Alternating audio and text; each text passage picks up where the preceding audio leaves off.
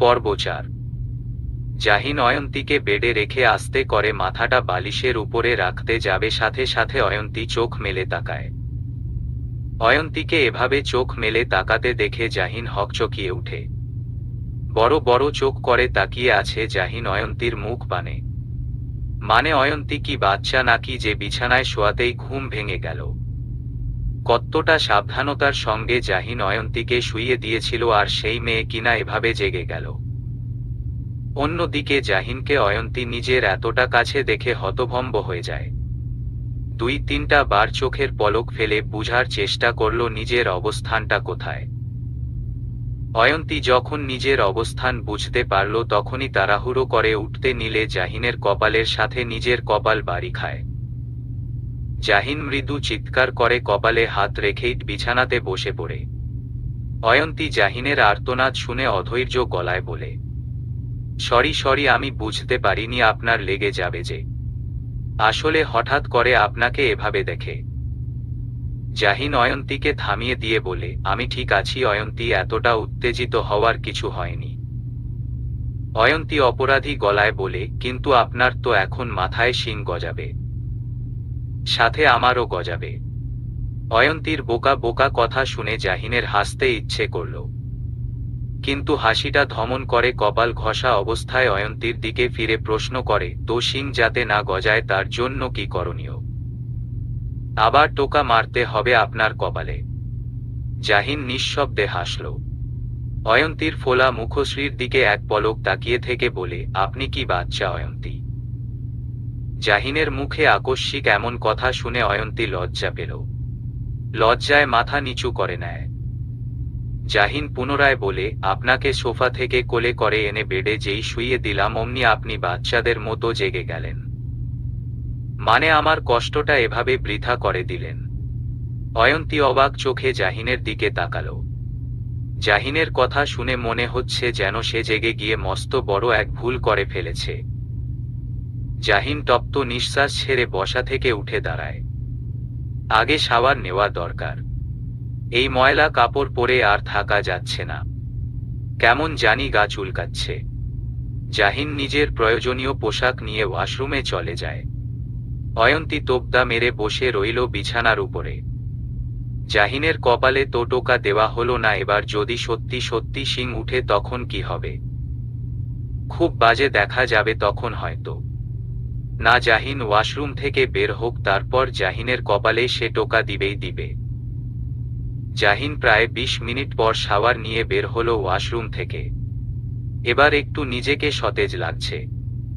Jahin washroom থেকে বের হয়ে অয়ন্তীকে জেগে থাকতে দেখে বলে, একই জেগে আছেন কেন এখনো? ঘুমিয়ে পড়ুন। অয়ন্তী আমতা আমতা করে বলে, আপনি খাওয়া দাওয়া করেছেন? জাহিন কিতক্ষণ চুপ থেকে বলে, ঘুম খেয়েছি, আপনি খেয়েছেন? ঘুমম খেয়েছি। জাহিন ভেজা চুল ঝাড়তে ঝাড়তে বলে, তাহলে শুয়ে পড়ুন। অয়ন্তী চোখ বন্ধ করে জোরে বলে উঠে, বলছিলাম কি আপনি তো কপালে টোকা দিলেন না। অয়ন্তী কথাটা বলে আস্তে আস্তে চোখ মেলে জাহিনের দিকে তাকায়। জাহিন এক দৃষ্টিতে তাকিয়ে আছে। জাহিনের তাকানো দেখে বড্ড লজ্জা পেল অয়ন্তী। লোকটা মাঝে মাঝে এভাবে তাকায় কেন তার দিকে? জাহিন হাতের টাওয়ালটা চেয়ারের উপরে রেখে এগিয়ে আসে বেডের দিকে। জাহিন অয়ন্তীর মুখোমুখি হয়ে বসে। অয়ন্তী মাথা নিচু করে ঠোঁটে ঠোঁট চেপে রেখেছে। জাহিন মুচকি হেসে নিজের কপালটা বাড়িয়ে অয়ন্তীর কপালে আস্তে করে টোকা দিয়ে কৌতুকের স্বরে বলে, খুশি এবার? এখন আর শিং গজাবে না। যদিও এতে শিং গজায় না কপালে, কিন্তু আমার বোকাশোকা বউটা আবদার করল, তাকে কি করে ফিরাই? অয়ন্তী বিস্মিত নয়নে জাহিনের দিকে তাকালো। কত সুন্দর মিষ্টি করে তাকে বউ ডাকলো জাহিন। অয়ন্তী মনে মনে খুব খুশি হলো। ফুটে উঠল ঠোঁটের কোণে মৃদু হাসি। কিন্তু পরক্ষণে দাদুর কথাটা মনে পড়তেই মুখটা ফ্যাকাশে হয়ে যায় অয়ন্তীর।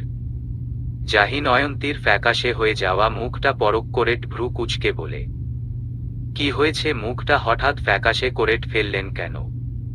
কিছুক্ষণ আগেও তো হাসি ছিল ওই অধর কোণে। অয়ন্তী ধরা গলায় বলল, আমার জন্যই আজকে আপনার এত বড় একটা ক্ষতি হলো। জাহিন চোখ ছোট ছোট করে বলল, মানে? আমি সত্যিই একটা অপয়া। যেই বাড়িতেই যাই সেই বাড়ির ক্ষতি করে ছাড়ি। এই বাড়িতে আসার পরপরেই এত বড় একটা দুর্ঘটনা ঘটে গেল। সবাই ঠিকই বলে আমি সত্যি অপয়া, দাদুও ঠিকই বলেছেন আমি একটা অপয়া। জাহিন অয়ন্তীর কথা শুনে হতবাক হয়ে বলল, মানে কে অপয়া বলল আপনাকে? দাদু। দাদু আপনাকে অপয়া বলেছেন? অয়ন্তী আমতা আমতা করে বলে, না মানে আসলে। জাহিন শক্ত গলায় বলে, আপনাকে আমি একটা প্রশ্ন করেছি অয়ন্তী, দাদু কি সত্যি অপয়া বলেছেন আজকের এই ঘটনাটার জন্য আপনাকে? অয়ন্তী নিচু গলায় বলে, উনি তো ঠিকই বলেছেন। জাহিন ঘাড় ঘুরিয়ে তপ্ত নিঃশ্বাস ছেড়ে বলে, এখানে আপনার অপয়া হওয়ার কথা উঠছে কোথা থেকে? এই দুর্ঘটনা আপনি এই বাড়িতে আসার আগেও ঘটতে পারত, তখন কাকে অপয়া বলে গণ্য করা হতো? অয়ন্তী চুপ মেরে বসে রইল। ভুল জাগতে ভুল কথা বলে ফেলেছে সে। জাহিন রেগে গেছে বুঝতে পারছে, কিন্তু সে তো অপয়া, ছোটবেলা থেকেই তার জীবনের সাথে জড়িয়ে নানা দুর্ঘটনা ঘটে এসেছে। জন্মের সময় মাকে হারালো, কিন্তু মায়ের স্নেহ থেকে বঞ্চিত হতে হলো না তাকে। মায়ের মতো আগলে রেখেছে মামনি তাকে ছোটবেলা থেকে, কিন্তু তার জন্মের কয়েক বছর পরেই তার দাদি মারা গেল তাকে বাঁচাতে গিয়ে। এসব ভেবেই অয়ন্তীর কপল বেয়ে গড়িয়ে পড়ল নোনা জল। জাহিন অয়ন্তীর দিকে তাকাতেই থমকে যায়, অয়ন্তীর চোখের কোণে জল দেখে। জাহিন চোখ বন্ধ করে রাগটা নিয়ন্ত্রণ করে হাত বাড়িয়ে বৃদ্ধাঙ্গুল দ্বারা অয়ন্তীর চোখের পানি মুছে দেয়। অয়ন্তী জাহিনের দিকে তাকিয়ে হাতের উল্টো পিঠ দিয়ে জলটা মুছে নেয়। জাহিন গলা খাকারি দিয়ে বলে, আপনি জানেন অয়ন্তী আপনার নামের অর্থ কি? অয়ন্তী মাথা নাড়িয়ে না বুঝায়। জাহিন পুনরায় বলে, ভাগ্যবান। অয়ন্তী নামের অর্থ ভাগ্যবান। সেই ভাগ্যবান নামের মেয়েটি কি করে অপয়া হতে পারে বলুন? তাই প্লিজ কারো মুখে এমন কথা শুনে নিজেকে পীড়া দিবেন না। আমি জানি না আপনার অতীত জীবনে কি ঘটেছে বা কে কি বলেছে, কিন্তু আমি চাই আপনার বর্তমান জীবনটা সুখের হন, একটা হাসি খুশিময় জীবন হোক। কেউ অপয়া হয়ে জন্ম নেয় না অয়ন্তী, মানুষ তাকে অপয়া বলে হেয় করে। তাই এসব চিন্তা ভাবনা মস্তিষ্ক থেকে ঝেড়ে ফেলে দিয়ে ঘুমিয়ে পড়ুন, অনেক রাত হয়েছে। আর দাদুর হয়ে আপনার কাছে আমি ক্ষমা চাইছি। অয়ন্তী উত্তেজিত হয়ে বলে, এমা কি বলছেন এসব আপনি? আমি দাদু কথায় কিচ্ছু মনে করিনি। আচ্ছা ঘুমিয়ে পড়ুন তাহলে। অয়ন্তী ঠোঁট কামড়ে মাথা নাড়িয়ে শুয়ে পড়ে। জাহিন দীর্ঘ নিঃশ্বাস ছেড়ে বসা থেকে উঠে দাঁড়ায়। মাথাটা খুব ধরেছে, একটা কফি খাওয়া দরকার। কিন্তু এত রাতে কে কফি করে দিবে? বাড়ির কাজের লোকেরা হয়তো ঘুমিয়ে পড়েছে, তাই নিজেকেই করতে হবে কফি। জাহিন রুম থেকে বের হতে নিবে অমনি অয়ন্তী শুয়া থেকে উঠে বসে বলে, কোথায় যাচ্ছেন? কফি বানাতে। কফি? কথাটা বিড়বিড় করে বলে অয়ন্তী বিছানা থেকে নেমে বলে, আমি করে আনছি, আপনি বসুন। না না, আমি করে নিতে পারবো, আপনি বসুন, আমি করে টানছি। জাহিন মনে মনে ভাবল, কাজের লোক জেগে নেই তো কি হয়েছে, বউ তো জেগে আছে, আজ না হয় নতুন বউয়ের হাতে কফি খাওয়া যাক। জাহিন মুদ্রি হেসে বলে, ঠিক আছে, আপনি করে নিয়ে আসুন, তবে চিনি 1 চামচ দিবেন, এর বেশি নয়। আচ্ছা। অয়ন্তী কফি বানাতে কিচেনে চলে যায়। জাহিন ঘড়ির দিকে তাকিয়ে দেখে 1:30টা বেজে গেছে। জাহিন ল্যাপটপ ব্যাগ থেকে বের করে সোফায় গিয়ে বসে। অয়ন্তী 10 মিনিট পর জাহিনের জন্য 1 মগ কফি করে নিয়ে ফিরল। এই যে নিন। জাহিন অয়ন্তীর কাছ থেকে কফির মগটা নিয়ে বলল, ধন্যবাদ। অয়ন্তী দাঁড়িয়ে রইল, গেল না জাহিনের সম্মুখ থেকে। জাহিন অয়ন্তীর দিকে ফিরে বলল, কি? অয়ন্তী ঢোক গিলে বলল, খেয়ে বলুন কেমন হয়েছে। জাহিন কিছু না বলে গরম কফির মগে চুমুক দেয়। অয়ন্তীর আগ্রহের সহিত জাহিনের মুখপানে তাকিয়ে রইল। জাহিন মাথা নাড়িয়ে বলল, ভালো হয়েছে। অয়ন্তী প্রত্যুত্তরে মিষ্টি একটা হাসি দিল। জাহিন পুনরায় বলল, শুয়ে পড়ুন এবার, আপনাকে আর বিরক্ত করব না। অয়ন্তী চুপচাপ গিয়ে শুয়ে পড়ে। জাহিনও কফিটা শেষ করে শুয়ে পড়ে। ঘুমানো প্রয়োজন এবার, সারা দিনের ধকলে শরীরটা এবার বড্ড ক্লান্ত লাগছে। ভোরের আলো ফুটেছে ভুবন জুড়ে। চারিদিকে সূর্যের সোনালি আভা ছড়িয়ে পড়েছে। সকালের সিগ্ধ বাতাসে জানালায় ঝুলে থাকা সাদা পর্দাগুলার দোল খাচ্ছে নিজের আপন মনে। জাহিনের ঘুম ছুটে গেল নিজের পায়ে কারোর পায়ের ধাক্কা লাগাতে। ভ্রু কুঁচকে আধখোলা চোখে তাকালো। তাকাতেই ঝাপসা চোখের সামনে ভেসে উঠল এক ঘুমন্ত নারীর চেহারা। জাহিন আবারও চোখ বন্ধ করে নিয়ে সম্পূর্ণ চোখ খুলে তাকালো। অয়ন্তী ঘুমিয়ে আছে, এক হাত হুতনির নিচে রেখে। চুল খোলা থাকার কারণে চুলগুলা এলোমেলোট ভাবে বালিশে ছড়িয়ে আছে। ঘুমন্ত অয়ন্তীর ভারী নিঃশ্বাসের শব্দ জাহিনের কানে প্রতিধ্বনি হচ্ছে। জাহিন মুচকি হেসে বাম হাতটা নিজের মাথার নিচে রেখে অয়ন্তীর দিকে অপলক দৃষ্টিতে তাকিয়ে রইল। অয়ন্তীর গরম নিঃশ্বাস আছড়ে পড়ছে জাহিনের বক্ষস্থলে। জাহিন আস্তে করে ডান হাতটা এগিয়ে নিয়ে অয়ন্তীর কপলে পড়ে থাকা চুলগুলা টালতো হাতে সরিয়ে দেয়। কিন্তু হাতটা নিজের কাছে না ফিরিয়ে এনে অয়ন্তীর কপলের উপরে আস্তে করে রাখল। নাম না জানা এক অনুভূতি সৃষ্টি হচ্ছে জাহিনের মনে। হৃদস্পন্দনের গতি ভারী হচ্ছে। তার পাশে ঘুমিয়ে থাকা মেয়েটি তার স্ত্রী, তার অর্ধাঙ্গিনী। যে কোনো দিন কল্পনাও করেনি সেটা ঘটে গেল তার জীবনের সাথে।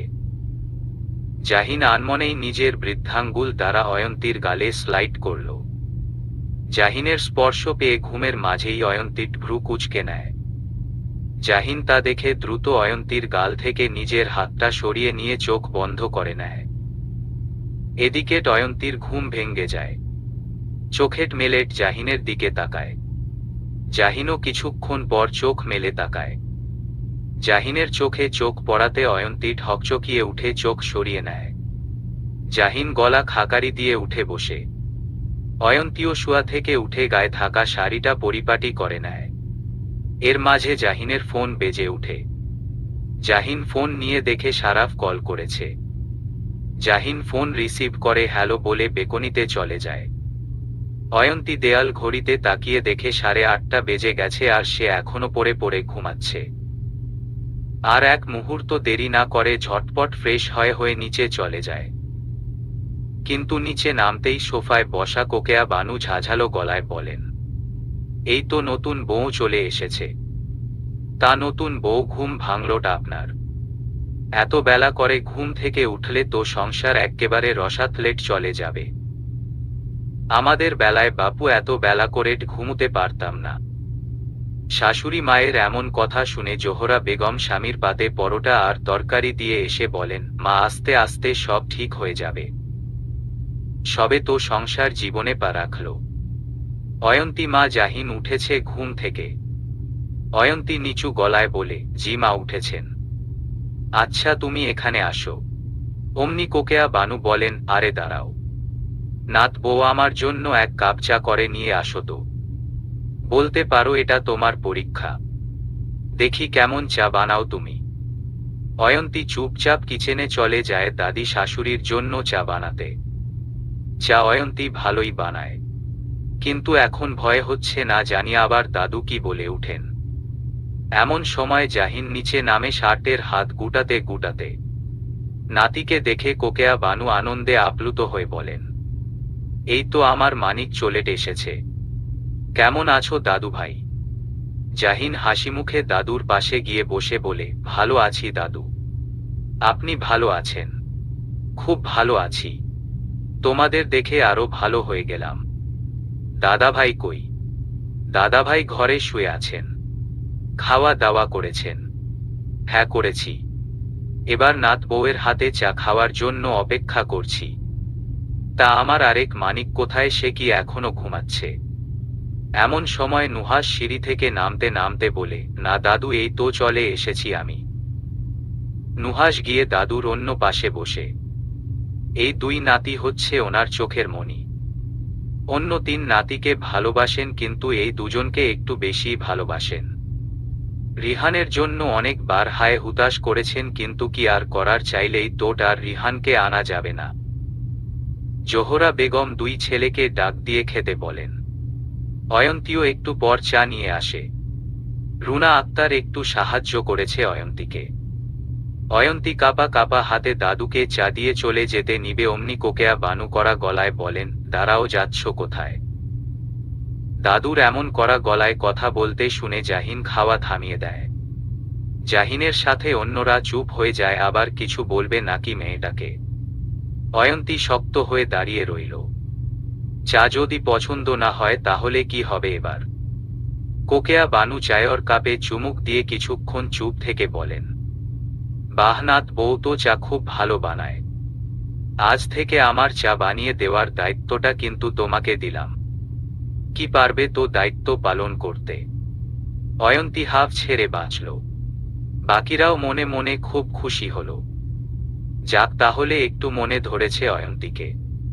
অয়ন্তী মুচকি হেসে বলে, জি পারব। কিন্তু কোকেয়া বানু আবার শক্ত গলায় বলেন, ঠিক আছে, যাও এবার। আজমল শেখ খেতে খেতে ছেলেকে বলেন, জাহিন, তোমার অ্যাকাউন্টে টাকা ট্রান্সফার করেছি আমি। জাহিন ভ্রু কুঁচকে বলে, হঠাৎ? গতকালকের এত বড় একটা ক্ষতি হয়েছে, এর ক্ষতিপূরণ করতে হবে নাকি? তোমার এই রাজনীতি করা আমার পছন্দ নয়, কিন্তু আমার ছেলের নামে বদনাম যাতে না হয় তার ব্যবস্থা তো আমাকেই করতে হবে নাকি? কিন্তু বাবা, আমি তো টাকা চাইনি, শুধু শুধু। আজমল শেখ জাহিনকে থামিয়ে গম্ভীর গলায় বলে, চুপচাপ খেয়ে নিজের কাজে যাও। জাহিন আর একটা কথাও বলল না। খাওয়া দাওয়ার পর্ব শেষ, এবার যে যার কর্মস্থলে চলে গেল। আহান আর যারা দাঁড়িয়ে আছে কাইফের জন্য। কাইফ এখনো আসেনি, আর তাদের স্কুল কলেজেরও দেরি হয়ে যাচ্ছে। এমন সময় নুহাস বের হয়। নুহাসকে দেখাও না দেখার ভান করল যারা। নুহাস এক পলক যারার দিকে তাকিয়ে গ্যারেজের দিকে চলে গেল। নুহাসের পেছনে পেছনে আহানও দৌড়ে গিয়ে বলে, নুহাস ভাইয়া, আজকে আমাদের স্কুলে একটু পৌঁছে দিবে? ঠিক আছে, তাহলে গাড়িতে উঠো। না না, গাড়িতে নয়, তোমার বাইকের করে। বাইকে করে? না না, একদম না। প্লিজ নুহাস ভাইয়া, এই আবদারটা রাখো আমার। এমন সময় কাইফ তাড়াহুড়ো পায়ে আসে। কাইফকে দেখে যারা চিৎকার করে বলে, এই আহান, চল, কাইফ ভাই চলে এসেছে। আহানও চিৎকার করে বলে, না, আমি আজকে বাইকে করে যাব। আহান বেশি ভাব না ধরে, জলদি চল। না, আমি আজকে বাইকে যাব। এমন সময় জাহিন আসে আর যারাকে বলে, কি হয়েছে? যারা কিছু বলার আগেই আহান দৌড়ে এসে জাহিনকে বলে, ভাইয়াটা, আজকে স্কুলে বাইকে করে যাই আমরা।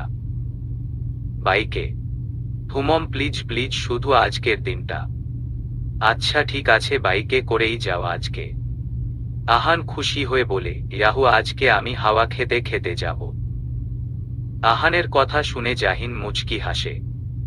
কিন্তু যারা রেগে বলে, তুই বাইকে যা, আমি গাড়িতে গেলাম। আহান বোনের হাত ধরে বলে, প্লিজ আপু, এমন করো না, চলো না, নুহাস ভাইয়া খুব ভালো বাইক চালায়। সে যতই ভালো বাইক চালাক, আমি যাব না। জাহিন গম্ভীর গলায় বোনকে বলে, রাস্তা তো একটাই, আজকে না হয় বাইকেই গেলি, তাতে ক্ষতি কি? যারা নাক ফুলিয়ে মনে মনে বলে, অনেক ক্ষতি। জাহিন নুহাসের কাছ থেকে নিজের গাড়ির চাবি নিয়ে বলে, আমি চলে যাচ্ছি, তুই তোর বাইকে করে ওদের পৌঁছে দিয়ে বাড়তি অফিসে চলে আসিস। আচ্ছা ভাই। জাহিন চলে যায়। নুহাস কাজের লোককে দিয়ে বাইকের চাবি আনিয়ে নেয়। আহান নাচতে নাচতে বাইকের সামনে বসে। কিন্তু বাদ সাধল যারা। গাল ফুলিয়ে দু হাত বুকের উপরে বেঁধে দাঁড়িয়ে আছে। নুহাস কোমল গলায় বলে, আহান যখন এত করে বলছে তাহলে চলো। যারা নাক ফুলিয়ে নুহাসের পেছনে গিয়ে বসে, কিন্তু মাঝখানে অনেকটা দূরত্ব রেখে। নুহাসের কাঁধে পর্যন্ত হাত রাখেনি যারা। নুহাস বাইকের লুকিং গ্লাসে যারার প্রতিবিম্বর দিকে তাকিয়ে বলে, আমাকে ধরো, বসো, না হলে পড়ে যাবে। যারা কপট রাগ দেখিয়ে বলে, এত চিন্তা করতে হবে না আমাকে নিয়ে। তাড়াতাড়ি বাইক স্টার্ট দাও, দেরি হচ্ছে আমার। কিন্তু বিড়বিড় করে বলে, আমাকে নিয়ে চিন্তা করলে এভাবে আমাকে প্রতিনিয়ত কষ্ট দিতে না। আর এখন আসছোট দরদ দেখাতে।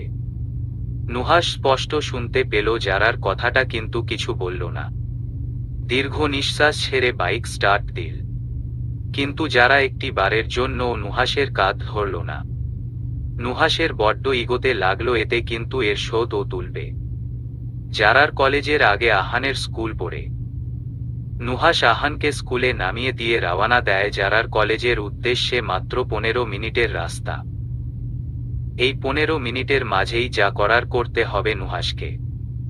নুহাস মনে মনে পণ করে যদি যারাকে তার কাঁধ না ধরিয়েছে তাহলে তার নাম নুহাস রহমান নয়।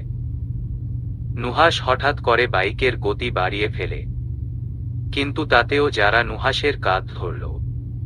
এবার নুহাস ফুল স্পিডে বাইক ছাড়ল।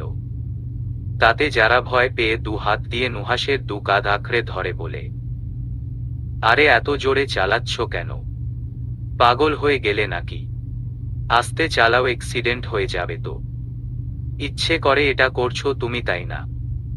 এর ফল কিন্তু ভালো হবে না বলে দিলাম। 15 মিনিটের রাস্তা নুহাস 5 মিনিটে পার করল, যদিও শেষের দিকে বাইকের স্পিড একটু কমিয়েছিল। যারা কলেজের সামনে আসতেই বাইক থেকে নেমে জোরে জোরে শ্বাস নিয়ে রেগে বলে, কাজটা একদম ঠিক করলে না কিন্তু তুমি। নুহাস ভাবলেশহীন হয়ে বলে, তোমার ক্লাসের দেরি হচ্ছে তাই তাড়াতাড়ি ভেতরে যাও। আর তোমার দেরি হচ্ছে দেখেই আমি এতটা জোরে চালিয়েছি। কথাটা বলেই নুহাস চলে যায়। যারা কথা বলার কোনো সুযোগই পেল না। যারার কটমট চোখে নুহাসের যাওয়ার পানে তাকিয়ে রইল। এর প্রতিশোধ ও না নিয়েছে তাহলে ওর নাম শেখ যারা নয়। মেয়র খলিল তালুকদারের বাড়িতে পুলিশ এসেছে। সারা এলাকায় ছড়িয়ে পড়েছে এই কথাটা মুহূর্তের মাঝে। সবার মুখে মুখে এক কথা বয়ে বেড়াচ্ছে, মেয়র খলিল তালুকদারের বাড়িতে পুলিশ এসেছে। তালুকদার ম্যানশনের সামনে মানুষের ভিড় জমে আছে। সবাই উৎসুক নয়নে বাড়ির ভেতরে তাকিয়ে আছে। বোঝার চেষ্টা করছে পুলিশ কেন এসেছে। খলিল তালুকদার শারাফের কাছে এসে প্রশ্ন করেন, কি ব্যাপার এসআই, হঠাৎ তোমার ফোর্স নিয়ে আমার বাড়িতে হানা? শারাফ গম্ভীর গলায় বলে, আপনার বাড়ি সার্চ করা হবে স্যার। খলিল তালুকদার ভ্রু কুঁচকে বলেন, মানেটা হলো আমাদের কাছে খবর আছে আপনার বাড়িতে বেআইনি কাগজপত্র আর অবৈধ মালামাল আছে। খবরদাতাটা কে জানতে পারি? সরি স্যার, তার পরিচয় আমরা আপনাকে দিতে পারবো না। কিন্তু এভাবে তো কারো বাড়ি সার্চ করা যায় না এসআই, তার জন্য সার্চ হওয়া। শারাফ খলিল তালুকদারকে থামিয়ে দিয়ে বলে, প্রায় 2 বছর হতে চলল এই পেশায় আছি, তাই আইনটা আমি খুব ভালো করেই জানি স্যার। শারাফ হাতে থাকা সার্চ ওয়ারেন্টের কাগজটা খলিল তালুকদারের দিকে এগিয়ে দিয়ে বলে, এই যে সার্চ ওয়ারেন্টের কাগজ, আপনি চেক করে নিতে পারেন। কথাটা বলে ফোর্সদের ইশারা করে বলে পুরো বাড়ি তল্লাশি করার জন্য। খলিল তালুকদার চুপচাপ গিয়ে সোফায় বসেন, পায়ের উপর পা তুলে আরাম করে। ওনার পাশে ওনার স্ত্রী লিপা বেগম দাঁড়িয়ে আছেন। লিপা বেগমের চোখে মুখে আতঙ্কের ছাপ। সাদিক বাড়িতে নেই, কিছু কাজের জন্য শহরের বাইরে গেছে। খলিল তালুকদার শারাফকে দাঁড়িয়ে থাকতে দেখে বলেন, এসআইয়ের জন্য 1 কাপ করতে বলি। না স্যার, তার কোনো প্রয়োজন নেই, আর আমি আপনার বাড়িতে চা পান করতে আসিনি, কাজে এসেছি। খলিল তালুকদার মুখ দিয়ে চ জাতীয় শব্দ উচ্চারণ করে বলেন, ঠিক আছে, অন্য দিন না হয় চা পান করার জন্য এসো। এমন সময় কনস্টেবল হান্নান করিম এসে শারাফের কানে কানে বলেন, স্যার কোনো কিছু পেলাম না তো। শারাফ ভ্রু কুঁচকে বলে, সব জায়গা ভালো করে সার্চ করেছেন? জি স্যার, শুধু একটা ঘর বাদে। একটা ঘর বাদে কেন? ওই ঘরটায় তালা দেওয়া স্যার। ঠিক আছে। শারাফ খলিল তালুকদারকে উদ্দেশ্য করে বলে, স্যার তালাবদ্ধ ঘরটা খুলে দিতে হবে। খলিল তালুকদার কিছু মুহূর্ত নিশ্চুপ থেকে মাথা ঝাঁকিয়ে বলেন, হ্যাঁ হ্যাঁ অবশ্যই। আসলে ওই ঘরটা আমার স্টাডি ঘর। কথাটা বলে খলিল তালুকদার বসা থেকে উঠে অন্য ঘরে গিয়ে চাবি এনে তালা খুলে দেয়। এই ঘরটাও সার্চ করা হয়, কিন্তু আশানুরূপ কোনো কিছু খুঁজে পাওয়া গেল না, শুধু বই ছাড়া। কিন্তু শারাফের মনে সন্দেহের বীজ বপন হচ্ছে, সামান্য একটা স্টাডি রুম তালাবদ্ধ করে রাখার মানে কি? খলিল তালুকদার উৎকণ্ঠা গলায় বলেন, তো এসাই কিছু কি পাওয়া গেল তল্লাশি করে? আর পাবেই বাট কি করে, এই বাড়িতে তো এমন কিছুই নেই। সারাফ শীতল চোখে খলিল তালুকদারের দিকে দৃষ্টি নিক্ষেপ করে বলে, এই সামান্য রুমে তালা দেওয়ার কারণটা কি জানতে পারি আমি স্যার? খলিল তালুকদার বাঁকা হেসে জবাব দেয়, এখানে অনেক গুরুত্বপূর্ণ জিনিসপত্র আছে আমার, তাই তালাবদ্ধ করে রাখা হয়েছে। বলা তো যায় না যদি চুরি হয়ে যায় কিছু। সারাফ ভ্রু উঁচু করে বলে, ও শুধু কি চুরের ভয়ে তালা দেওয়া হয়? হুম, চুরের কি এতই ক্ষমতা যে একজন মেয়রের বাড়িতে প্রাণের ঝক্কি নিয়ে এসে সে চুরি করবে? খলিল তালুকদার নিঃশব্দে হেসে বলেন, কথায় আছে সাবধানের মার নেই। তাই আমিও সাবধানে থাকি, বলা তো যায় না কখন কি হয়ে যায়। সাবধানে থাকা ভালো, কিন্তু মাঝে মাঝে এই সাবধানতার ফাঁক দিয়েও কিছু অসাবধানতার কাজ ঘটে যায়। খলিল তালুকদার ম্লান হেসে বলেন, একদম ঠিক বলেছ তুমি। কিন্তু এবার তোমাকে আমি একটা সাজেশন দেই, কারো অবান্তর কথায় নিজেদের সময় নষ্ট করবে না, বুঝলে? সময় বড্ড দামি একটা জিনিস, চলে গেলে কিন্তু পরে আফসোস করতে হবে। আমাদের পেশাটাই এরকম। কোনো ধরনের কেস হাতে পেলে সেটা পর্যবেক্ষণ করা, সেটা অবান্তর হোক কিংবা সত্যি। সারাফ কথাটা বলে তালুকদার ম্যানশন থেকে বেরিয়ে গিয়ে গাড়িতে উঠে বসে। কিছু রাস্তা দূরে যেতেই সারাফ জাহিনকে ফোন দেয়। জাহিন এতক্ষণ সারাফের কলের অপেক্ষায় ছিল। জাহিন কল পিক করে বলে, হ্যাঁ সারাফ, কি খবর? ভাই, কিচ্ছু খুঁজে পাওয়া গেল না। জাহিন উত্তেজিত গলায় বলে, এটা কি করে সম্ভব? এই তালুকদার ম্যানশনে সব কিছু থাকার কথা। কিন্তু ভাই, সব জায়গা তন্ন করে খোঁজা হয়েছে কিন্তু কিচ্ছু পাওয়া যায়নি। জাহিন দাঁতে দাঁত চেপে বলে, ঠিক আছে, রাখছি তাহলে। জাহিন ফোনটা ডেস্কের উপরে শব্দ করে রেখে দু হাতের তালু একসাথে শক্ত করে ধরে বলে, কোন খেলায় মেতে উঠেছেন মেয়র সাহেব আপনি? প্রতি পথে আমায় মাতো দিয়ে যাচ্ছেন, কিন্তু আমি কিচ্ছু করতে পারছি না, কিচ্ছু না। এর পরের বার কি করবেন আপনি? আমার বিরুদ্ধে কি চাল দিবেন মেয়র সাহেব? জাহিনের চোখে মুখে ফুটে উঠেছে চিন্তার ছাপ। কি হতে চলেছে ভবিষ্যতে?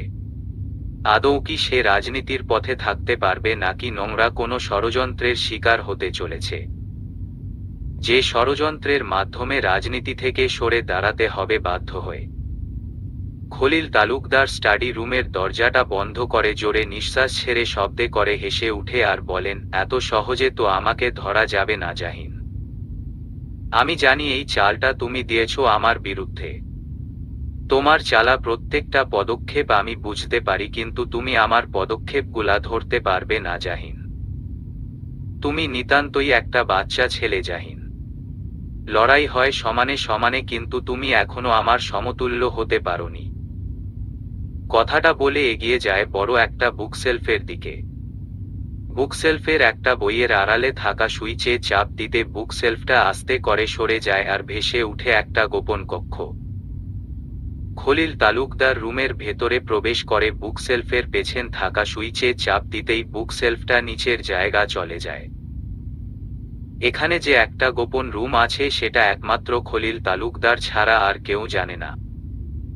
আর বাইরে থেকে বোঝার কোনো ক্ষমতা নেই যে ভেতরে কোনো রুম আছে। রুমের ভেতরে রয়েছে নানা রকমের দলিল, আরও অনেক অবৈধ জিনিসপত্র। খলিল তালুকদার এগিয়ে গিয়ে একটা চেয়ারে বসে আর বলে, জাহিন, এবার তোমার বিরুদ্ধে যেই অস্ত্রটা নিক্ষেপ করতে চলেছি তাতে তোমায় মেয়র পদে দাঁড়ানো তো দূরে থাক, তোমার মনোনয়নপত্র প্রত্যাহার করে দিবে নির্বাচন অফিস থেকে। আর রইল তোমার অতিপ্রিয় জনগণদের কথা, তারা তোমাকে দেখলে তেড়ে আসবে। সবাই তোমার মুখে থুতু দিবে। সবাই এটা বলবে এই ভালো মানুষের মুখোশের আড়ালে একটা নিকৃষ্ট মানুষ লুকিয়েছিল। তোমার যত বিরোধী দল আছে সবাই যে একজোট হয়ে গেছে জাহিন। কি করে এই শক্তিশালী দল থেকে নিজেকে সেভ করবে কি করে? বলেই কুটিল হেসে পাঞ্জাবির পকেট থেকে ফোন বের করে কাউকে ফোন করে। রিহান বসে আছে ফোন হাতে নিয়ে। পাপড়ি নামের মেয়েটিকে রিহান কল দিচ্ছে কিন্তু ধরছে না। মেয়েটি কল একবার ধরে হ্যালো বলে রিহানের পরিচয় জানার পর টাচ করে তার মুখের উপরে কল কেটে দেয়। এরপর রিহান অনেকবার কল দেয় কিন্তু পাপড়ি ধরেনি। রিহানের বড্ড ইগোতে লাগছে তাকে এভাবে উপেক্ষা করলো মেয়েটি, এত বড় সাহস। আজ বিকালে যদি মেয়েটিকে হাতে নাতে না ধরেছে তাহলে তার নাম রিহান নয়। দুপুরের দিকে জাহিন বাড়ি ফিরে আসে। ছেলেকে এত জলদি ফিরে আসতে দেখে জোহরা বেগম বলেন, জাহিন বাবা আজ এত তাড়াতাড়ি চলে এলি যে, সব ঠিক আছে তো বাবা? জাহিন স্মিত হেসে বলে, হ্যাঁ মা, সব ঠিক আছে। জোহরা বেগম নরম গলায় বলে, রাজনীতি করা ছেড়ে দে বাবা, এসব ছেড়ে ব্যবসায় জয়েন হয়ে যা। জাহিন মাথা নাড়িয়ে বলে, রাজনীতি ছাড়তে পারবো না মা। এই কথাটা আর বলো না আমাকে, যেই কথাটা আমি রাখতে পারবো না। তুই কেন বুঝতে চাইছিস না কতটা দুশ্চিন্তায় থাকতে হয় আমাকে জানিস? যদি অরহানের মতো তোকেও হারাতে হয় তাহলে আমি সেটা সহ্য করতে পারবো না, পরিবারের কেউ সহ্য করতে পারবে না। আর অয়ন্তীর কথা ভাব একটু। জাহিন দীর্ঘ নিঃশ্বাস ছেড়ে বলে, ভাগ্যে আমার যা আছে তাই হবে মা, তাই এসব নিয়ে চিন্তা করো না। কথাটা বলেই জাহিন উপরে চলে যায়। জোহরা বেগম ছেলের যাওয়ার পানে হতাশ হয়ে তাকিয়ে রইল। জাহিন শার্টের বোতাম খুলতে খুলতে রুমের ভেতরে ঢুকতেই হকচকিয়ে উঠে চোখ বড় বড় করে হা হয়ে সামনের দিকে তাকিয়ে আছে। অয়ন্তী কোমরে শাড়ির আঁচল গুজে, চুল খোপা করে কাঠের চেয়ারে উপরে ছোট একটা টুল রেখে তার উপরে দাঁড়িয়ে সিলিং ফ্যান পরিষ্কার করছে। জাহিন কথা বলার ভাষা হারিয়ে ফেলেছে এই অবিশ্বাস্য দৃশ্য দেখে। মানে এই মেয়ের মাথায় কি কোনো সমস্যা আছে নাকি মনে কোনো ডর ভয় নেই? যদি পড়ে যায় এখান থেকে তখন কি হবে? জাহিন দু কদম এগিয়ে এসে অবিশ্বাস্য গলায় বলে, অয়ন্তী কি করছেন আপনি এসব? অয়ন্তী জাহিনকে দেখে অবাক হয়। ভেবেছিল জাহিনের আসতে দেরি হবে কিন্তু তাড়াতাড়ি চলে আসল। অয়ন্তী ইতস্তত গলায় বলে, ফ্যান পরিষ্কার করছি, কত ময়লা জমেছে এতে। আপনি কি পাগল অয়ন্তী? ময়লা জমেছে বুঝতে পারলাম, তাই বলে আপনি পরিষ্কার করবেন? বাড়িতে এতগুলা কাজের লোক আছে, তাদের কোনো একজনকে বলতে পারতেন। যদি পড়ে যান তখন কি হবে?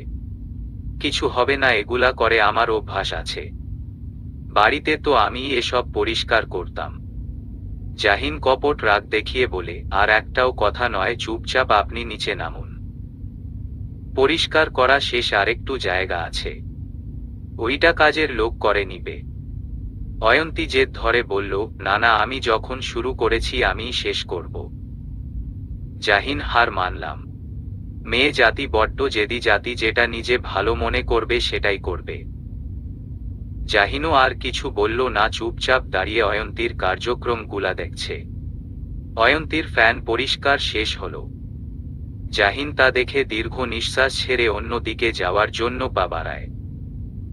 কিন্তু অয়ন্তী আস্তে আস্তে করে নামতে নিলে, শাড়ির সাথে পা আটকে পড়ে যেতে নিলে চিৎকার করে উঠে।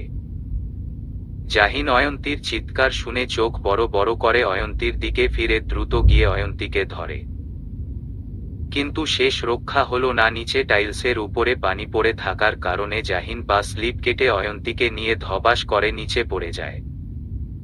অয়ন্তীও চোখ বন্ধ রেখে ভয়ের চোটে জাহিনের খুলে রাখা শার্টটা আঁকড়ে ধরে। অয়ন্তীর মাথা গিয়ে ঠেকেছে জাহিনের প্রশস্ত বুকে। জাহিন দু হাত দিয়ে অয়ন্তীর বাহু শক্ত করে ধরে রেখেছে। জাহিন জোরে জোরে শ্বাস নিচ্ছে, কোমরে হয়তো লেগেছে বেচারার। অয়ন্তী আস্তে আস্তে করে জাহিনের বুক থেকে মাথা তুলে জাহিনের দিকে ফিরে তাকায়। জাহিনের চোখে মুখে অয়ন্তীর চুল পড়ে রয়েছে। জাহিন এক হাত দিয়ে নিজের মুখের উপর থেকে চুলগুলা সরিয়ে অয়ন্তীর দিকে শান্ত চোখে তাকায়। অয়ন্তী স্তব্ধ হয়ে গেছে। কি হলো এটা এই মুহূর্তে? জাহিন ভরাট গলায় বলে, আমার উপর থেকে কি উঠবেন নাকি এভাবেই শুয়ে থাকার ইচ্ছে আছে আপনার আজীবন? অয়ন্তী তড়িঘড়ি করে উঠে বসে লজ্জায় মাথা নিচু রেখে ঠোঁট ঠোঁট চেপে বসে রইল। জাহিনও আস্তে আস্তে উঠে বসে অয়ন্তীর নিচু করে রাখা মুখটার দিকে এক পলক তাকিয়ে থেকে উঠে দাঁড়িয়ে কোমরে হাত রেখে আহত গলায় বলে, আপনাকে আমি একজন শান্তশিষ্ট মেয়ে ভেবেছিলাম অয়ন্তী, কিন্তু না, আপনি আমার ধারণাটাকে পুরো উল্টে দিলেন আজকের এই উদ্ভট কাণ্ড ঘটিয়ে। অয়ন্তী হতবাক হয়ে মুখ তুলে জাহিনের দিকে তাকায়। কি এমন উদ্ভট কাজ করল সে যে জাহিনের ধারণা পুরো পাল্টে গেল? জাহিন আর কিচ্ছু না বলে টাওয়ালটা নিয়ে ওয়াশরুমে চলে যায়। অয়ন্তী থম মেরে বসে রইল।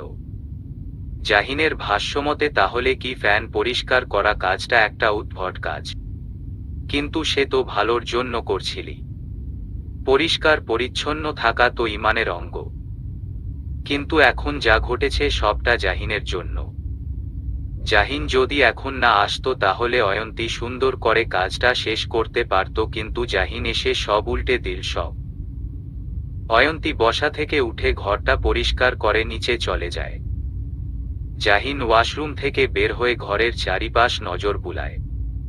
আগের তুলনায় ঘরটা আরো বেশি গুছানো মনে হচ্ছে জাহিনের কাছে। ঘরের ভেতরে কিছুটা পরিবর্তনও এসেছে, যেমন অয়ন্তীর সাজগোজের জিনিস আর বইপত্র।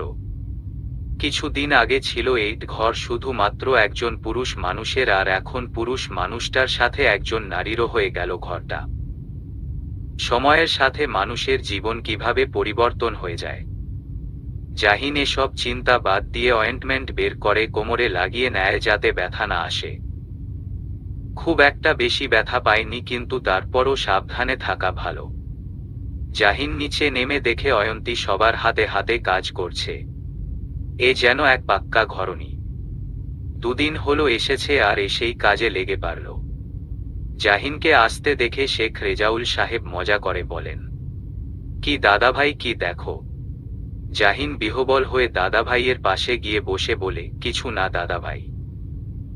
আপনার শরীর স্বাস্থ্য ভালো আছে? একদম পারফেক্ট, তোমাদের মতো জোয়ান পোলাপানদের সাথে ইচ্ছে করলে ফুটবল খেলতে পারবো। জাহিন প্রতিউত্তরে হেসে অয়ন্তী দিকে তাকালো। মেয়েটা তার চোখের সামনে থাকলে কেন জানি আপনা আপনি চোখ চলে যায়। হাজার চেষ্টা করলেও চোখ ফেরানো যায়। এদিকে অয়ন্তী একবার রান্না করে যাচ্ছে তো আবার ডাইনিং টেবিলের কাছে আসছে। জাহিনের বড্ড বিরক্ত লাগছে অয়ন্তীর এই দৌড়াদৌড়ি দেখে। কিন্তু এতে সে বিরক্ত হচ্ছে কেন? তার মানে কি প্রেম পড়ে যাচ্ছে সে তার বিবাহিত স্ত্রীর? হয়তো 3 বার বলা কবুলের জোরেই তাকে তার স্ত্রী প্রেমে পড়তে বাধ্য করছে। জাহিনের চাউনি অনুসরণ করে শেখ রেজাউল সাহেব তাকালো। ব্যাপারটা বুঝতে পেরে গলা খাকারি দিয়ে কৌতুকের গলায় বলে, তা দাদাভাই, বাড়িতে এত জলদি চলে আসার কারণ কি এটা?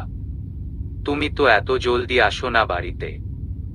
জাহিন ভ্রু কুঁচকে বলে, মানে কি কারণ? এই যে নতুন বউকে চোখে হারাচ্ছ। জাহিন মুচকি হেসে বলে, তেমনই কিছু নয় দাদাভাই। আরে এমনই হয়। আমি যখন নতুন নতুন বিয়ে করেছি তখন তো তোমার দাদুকে এক মুহূর্তের জন্যও চোখের আড়াল হতে দিতাম না।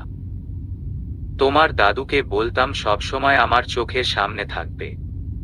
আর তোমার দাদু যে কি বিরক্ত হতো। কিন্তু এই বিরক্তের মাঝে একটা লাজুক লাজুক ভাব ছিল তোমার দাদুর মুখে। তখন তোমার দাদুর লাজুক মুখখানার দিকে সর্বক্ষণ তাকিয়ে থাকতে ইচ্ছে করত। জাহিন মজার ছলেট বলে, তো দাদাভাই সামনে থাকতে বলেন না? শেখ রেজাউল সাহেব চারপাশটাও নজর বুলিয়ে গলায় স্বর নিচু করে বলেন, এখন তোমার দাদু চোখের সামনে না থাকাই ভালো, বুঝলে? সামনে থাকলেই আমার সর্বনাশ। জাহিন হাসল দাদা ভাইয়ের কথায়। কিন্তু তার দাদার বয়সে যাওয়ার আগেই যে মনে হচ্ছে তার সর্বনাশ ঘটে গেছে। রবীন্দ্রনাথ ঠাকুরের একটা উক্তি আছে না, প্রহর শেষ আলোয় রাঙা সেদিন চৈত্র মাস। তোমার চোখে দেখেছিলাম আমার সর্বনাশ। কিন্তু এখন তো চৈত্র মাস নয়, বরং অগ্রহায়ণ মাসের শেষ সপ্তাহ চলছে। চৈত্র মাস আসার আগেই যে তার সর্বনাশ ঘটে গেল, আর চোখের সামনেই তার সর্বনাশ ঘুরে বেড়াচ্ছে। যে সর্বনাশের মাঝে চাইলেই ডুব দেওয়া যেতে পারে, কিন্তু এত জলদি ডুব দিতে চায় না জাহিন। আরেকটু সর্বনাশ হোক তার, তারপর না হয় সর্বশান্ত হয়ে আজীবনের জন্য ডুব দিবে। রিহান 4 রাস্তার মোড়ে দাঁড়িয়ে আছে মুখে মাস্ক পরে। অপেক্ষা করছে পাপড়ি নামের মেয়েটির জন্য। প্রায় আধ ঘন্টা হয়ে গেছে রিহান পাপড়ির জন্য অপেক্ষা করছে, কিন্তু পাপড়ির দেখা নেই। মেয়েটি কি আজকে আসেনি? কিন্তু সে তো অনেক আগেই এসেছে, নাকি মেয়েটা চলে গেছে তার আসার আগেই? রিহানের চোখে ফুটে উঠেছে বিরক্তের ছাপ। হঠাৎ করেই নজর পড়ে পাপড়ির দিকে। পাপড়ি আসছে আর সাথে একটি মেয়ে। পাপড়ি মেয়েটির সাথে কথা বলছে আর হাসছে। পাপড়ির প্রাণ খোলা হাসির দিকে এক পলকে তাকিয়ে রইছে রিহান। এতক্ষণের সকল বিরক্ত যেন নিমিষের মাঝে উবে গেছে। পাপড়ি কাছে আসতেই রিহান বলে, এই যে মিস পাপড়ি। না, পাপড়ির কোনো সাড়া নেই, সে মনের আনন্দে হেসে খুদে হেঁটে যাচ্ছে। রিহান এবার পাপড়ির সামনে গিয়ে দাঁড়িয়ে বলে, এই যে আমি আপনাকে কিছু বলছি। পাপড়ি ভ্রু কুঁচকে রিহানের দিকে তাকিয়ে প্রশ্ন করে, কে আপনি? রিহান তপ্ত নিঃশ্বাস ছেড়ে ঘাড় বাঁকিয়ে চারিপাশটা নজর বুলিয়ে বলে, আপনার ব্রেইন এত উইক কেন? পাপড়ি কথাটা শুনে কপট রাগ দেখিয়ে বলে, এক্সকিউজ মি, আপনি জানেন আমি পড়ালেখায় কত ভালো। সবসময় ফার্স্ট হয়ে এসেছি আমি। ক্লাসে ফার্স্ট হলেই যে ব্রেইন স্ট্রং হয় এমনটাও নয়। 2 দিন আগের ঘটনাটাই আপনার স্ট্রং ব্রেইন থেকে চলে গেল মিস পাপড়ি, এই আপনার স্ট্রং ব্রেইন। রিহানের মুখে পাপড়ি নামটা শুনে পাপড়ি বুঝতে পারল ছেলেটাকে। পাপড়ি কিতক্ষণ চুপ থেকে মেকি হেসে বলে, ও আপনি রিহান, আগে বলবেন তো নামটা। যাক, মনে পড়ল তাহলে আমাকে। হুম। পাপড়ির পাশে দাঁড়ানো মেয়েটি কানে কানে বলে, দোস্ত ওই ছেলেটা নাকি যার খাবার ফেলে দিয়েছিলি তুই? হুম। দোস্ত ছেলেটা দেখতে হেব্বি সুন্দর। পাপড়ি দাঁতে দাঁত চেপে বলে, তুই চুপ করবি ইভা? ইভা মুখ ছোট করে চুপ মেরে যায়। রিহান মুখ থেকে মাস্কটা খুলে বলে, মুখটা ভালো করে দেখে নেন আমার। পরের বার যেন আমাকে চিনতে ভুল না হয় আপনার। আর বাই দা ওয়ে, আজকে আমার কল কেটে দিলেন কেন সকালবেলা? ব্যালেন্স শেষ হয়ে গিয়েছিল আমার ফোনের। কলটা আমি করেছিলাম আপনাকে, তাই আপনার ফোনের ব্যালেন্স কি করে শেষ হয়? পাপড়ি ধরা পড়ে যাওয়া ঠোঁটের কোণে হাসি রেখে বলে, ও আচ্ছা আচ্ছা, আপনিই তো কল করেছিলেন আমাকে। তাহলে হয়তো আমার কানে লেগে কল কেটে গিয়েছিল আর আমি ভেবেছি আপনি হয়তো কল কেটে দিয়েছেন। রিহান চোখ ছোট ছোট করে বলে, আপনি তো নাকে মুখে মিথ্যা কথা বলেন। পাপড়ি থম মেরে যায়, আসলেই সে নাকে মুখে মিথ্যা কথা বলে যাচ্ছে। রিহান পকেটে হাত ঢুকিয়ে বলে, আমার টাকাটা কবে দিবেন মিস পাপড়ি? পাপড়ি কিছু বলতে যাবে, সাথে সাথে ইভা বলে উঠে, কে পাপড়ি? পাপড়ি চোখ বড় বড় করে নিয়ে রিহানের তাকিয়ে রিহানকে কিছু বলতে না দিয়ে তাড়াতাড়ি করে বলে, দিয়ে দিব, খুব তাড়াতাড়ি দিয়ে দিব। তাড়াতাড়িটা কবে? দিয়ে দিব। আর আপনি এমন করেছেন কেন মাত্র 800 টাকার জন্য? দেখে তো মনে হচ্ছে খুব বড় লোকের ছেলে, তাহলে এই 800 টাকার জন্য আমার পেছনে পড়ে আছেন কেন? আপনি তো নিজের মুখেই বলেন বড় লোকের ছেলে, তাহলে আমি বড় লোক কি করে হলাম? বড় লোক তো আমার বাপ। আর বড় লোকের ছেলে বাপের বাড়ি থেকে বেরিয়ে চলে এসেছে, তাই তো এই 800 টাকার জন্য আপনার পেছনে পড়ে আছি। ঠিক আছে, দিয়ে দিব আপনার 800 টাকা, এবার সরুন। আর একটা কথা, ফোন দিলে ফোনটা ধরবেন। কেন? কেন মানে আমার 800 টাকার খবর নেওয়ার জন্য। আর যদি না ধরেন তাহলে কি করব জানেন? কি করবেন? পুলিশে দিবেন নাকি? উহু, আমি এতটাও নির্দয় নই যে আপনার মতো সুন্দরী একটা মেয়েকে পুলিশে দিয়ে দিব। আমি সোজা আপনার হোস্টেলের সামনে গিয়ে আপনার নাম ধরে চিৎকার করব। পাপড়ি চোখ বড় বড় করে হতবাক হয়ে বলে, আপনি আমার হোস্টেলের খোঁজ পেলেন কি করে? পাপড়ি রাতকে উঠা মুখটা দেখে রিহান মনে মনে হাসল। রিহান পাপড়িকে ভয় দেখানোর জন্য জাস্ট এই হোস্টেল চিনার কথাটা বলেছে। সে তো পাপড়ির হোস্টেল কোথায় সেটা জানেই না। রিহান নিজেকে সামলে নিয়ে কবি কবি ভাব নিয়ে বলে, মন থেকে চাইলে সব পাওয়া যায়। আমি এখন আসি, রাতে ফোন দিব, ভদ্র মেয়ের মতো কলটা ধরবেন। যদি না ধরেন তাহলে খবর আছে। রিহান কথাটা বলে চলে যায়। পাপড়ি কথা বলার ভাষা হারিয়ে ফেলেছে। এ কোথায় ফেসে গেল? ইভা হতবাক হয়ে বলে, এই অবন্তী তোর নাম পাপড়ি হলো কবে থেকে? অবন্তী সরল গলায় বলে, 2 দিন আগে হলো। তার মানে তুই ছেলেটাকে মিথ্যে নাম বলেছিস? হুম। পরিচয় গোপন করে আবার নিজের ফোন নাম্বার তো ঠিকই দিয়ে দিলে। আরে তখন মাথা কাজ করছিল না, তাই কিভাবে যেন নাম্বারটা দিয়ে ফেলেছি ছেলেটাকে। অবন্তী তুই ফেঁসে গেছিস রে। এই ছেলে তোর পিছু ছাড়বে না মনে হচ্ছে।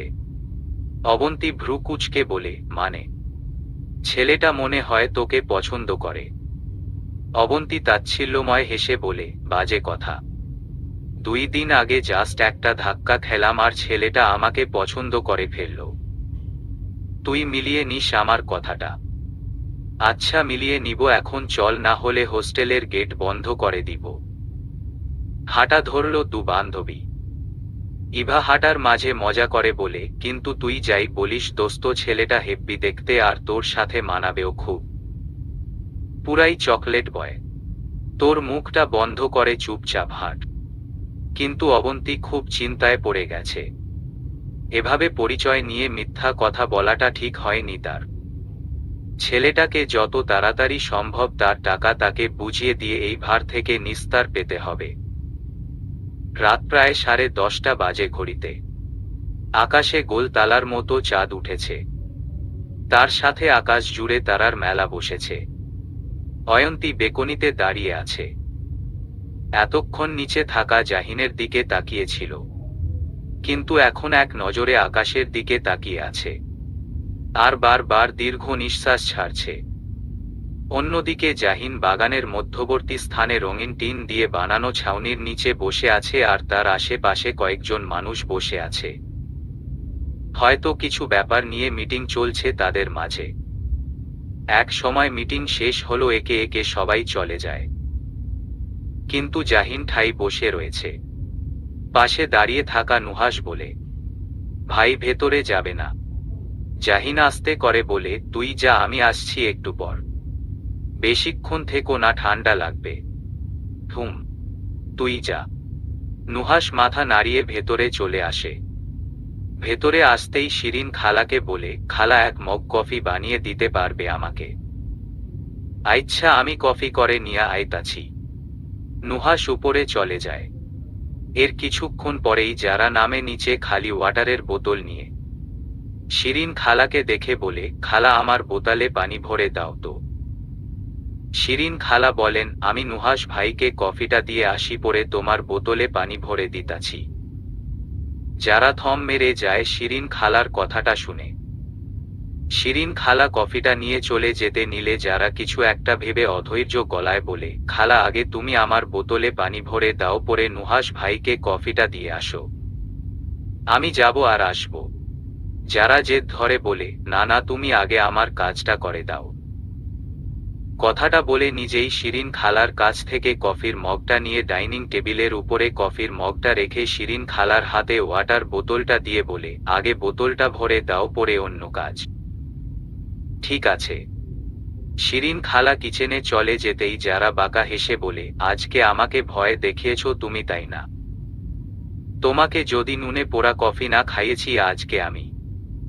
যারা তাড়াতাড়ি করে ডাইনিং টেবিলের মাঝখানে রাখা লবণের পাত্রটা এনে এক খবলা লবণ নিয়ে কফির মগে দিয়ে চামচ দিয়ে নাড়তে থাকে। চোখ মুখে ফুটে আছে পৈশাচিক এক আনন্দ। শিরিন খালার আসার আওয়াজ শুনে তাড়াতাড়ি করে লবণের পত্রটা যথাস্থানে রেখে ভালো মানুষের মতো দাঁড়িয়ে রইল যারা। শিরিন খালা যারাকে বোতলটা দিয়ে বলে, এই যে নাও তোমার বোতলটা।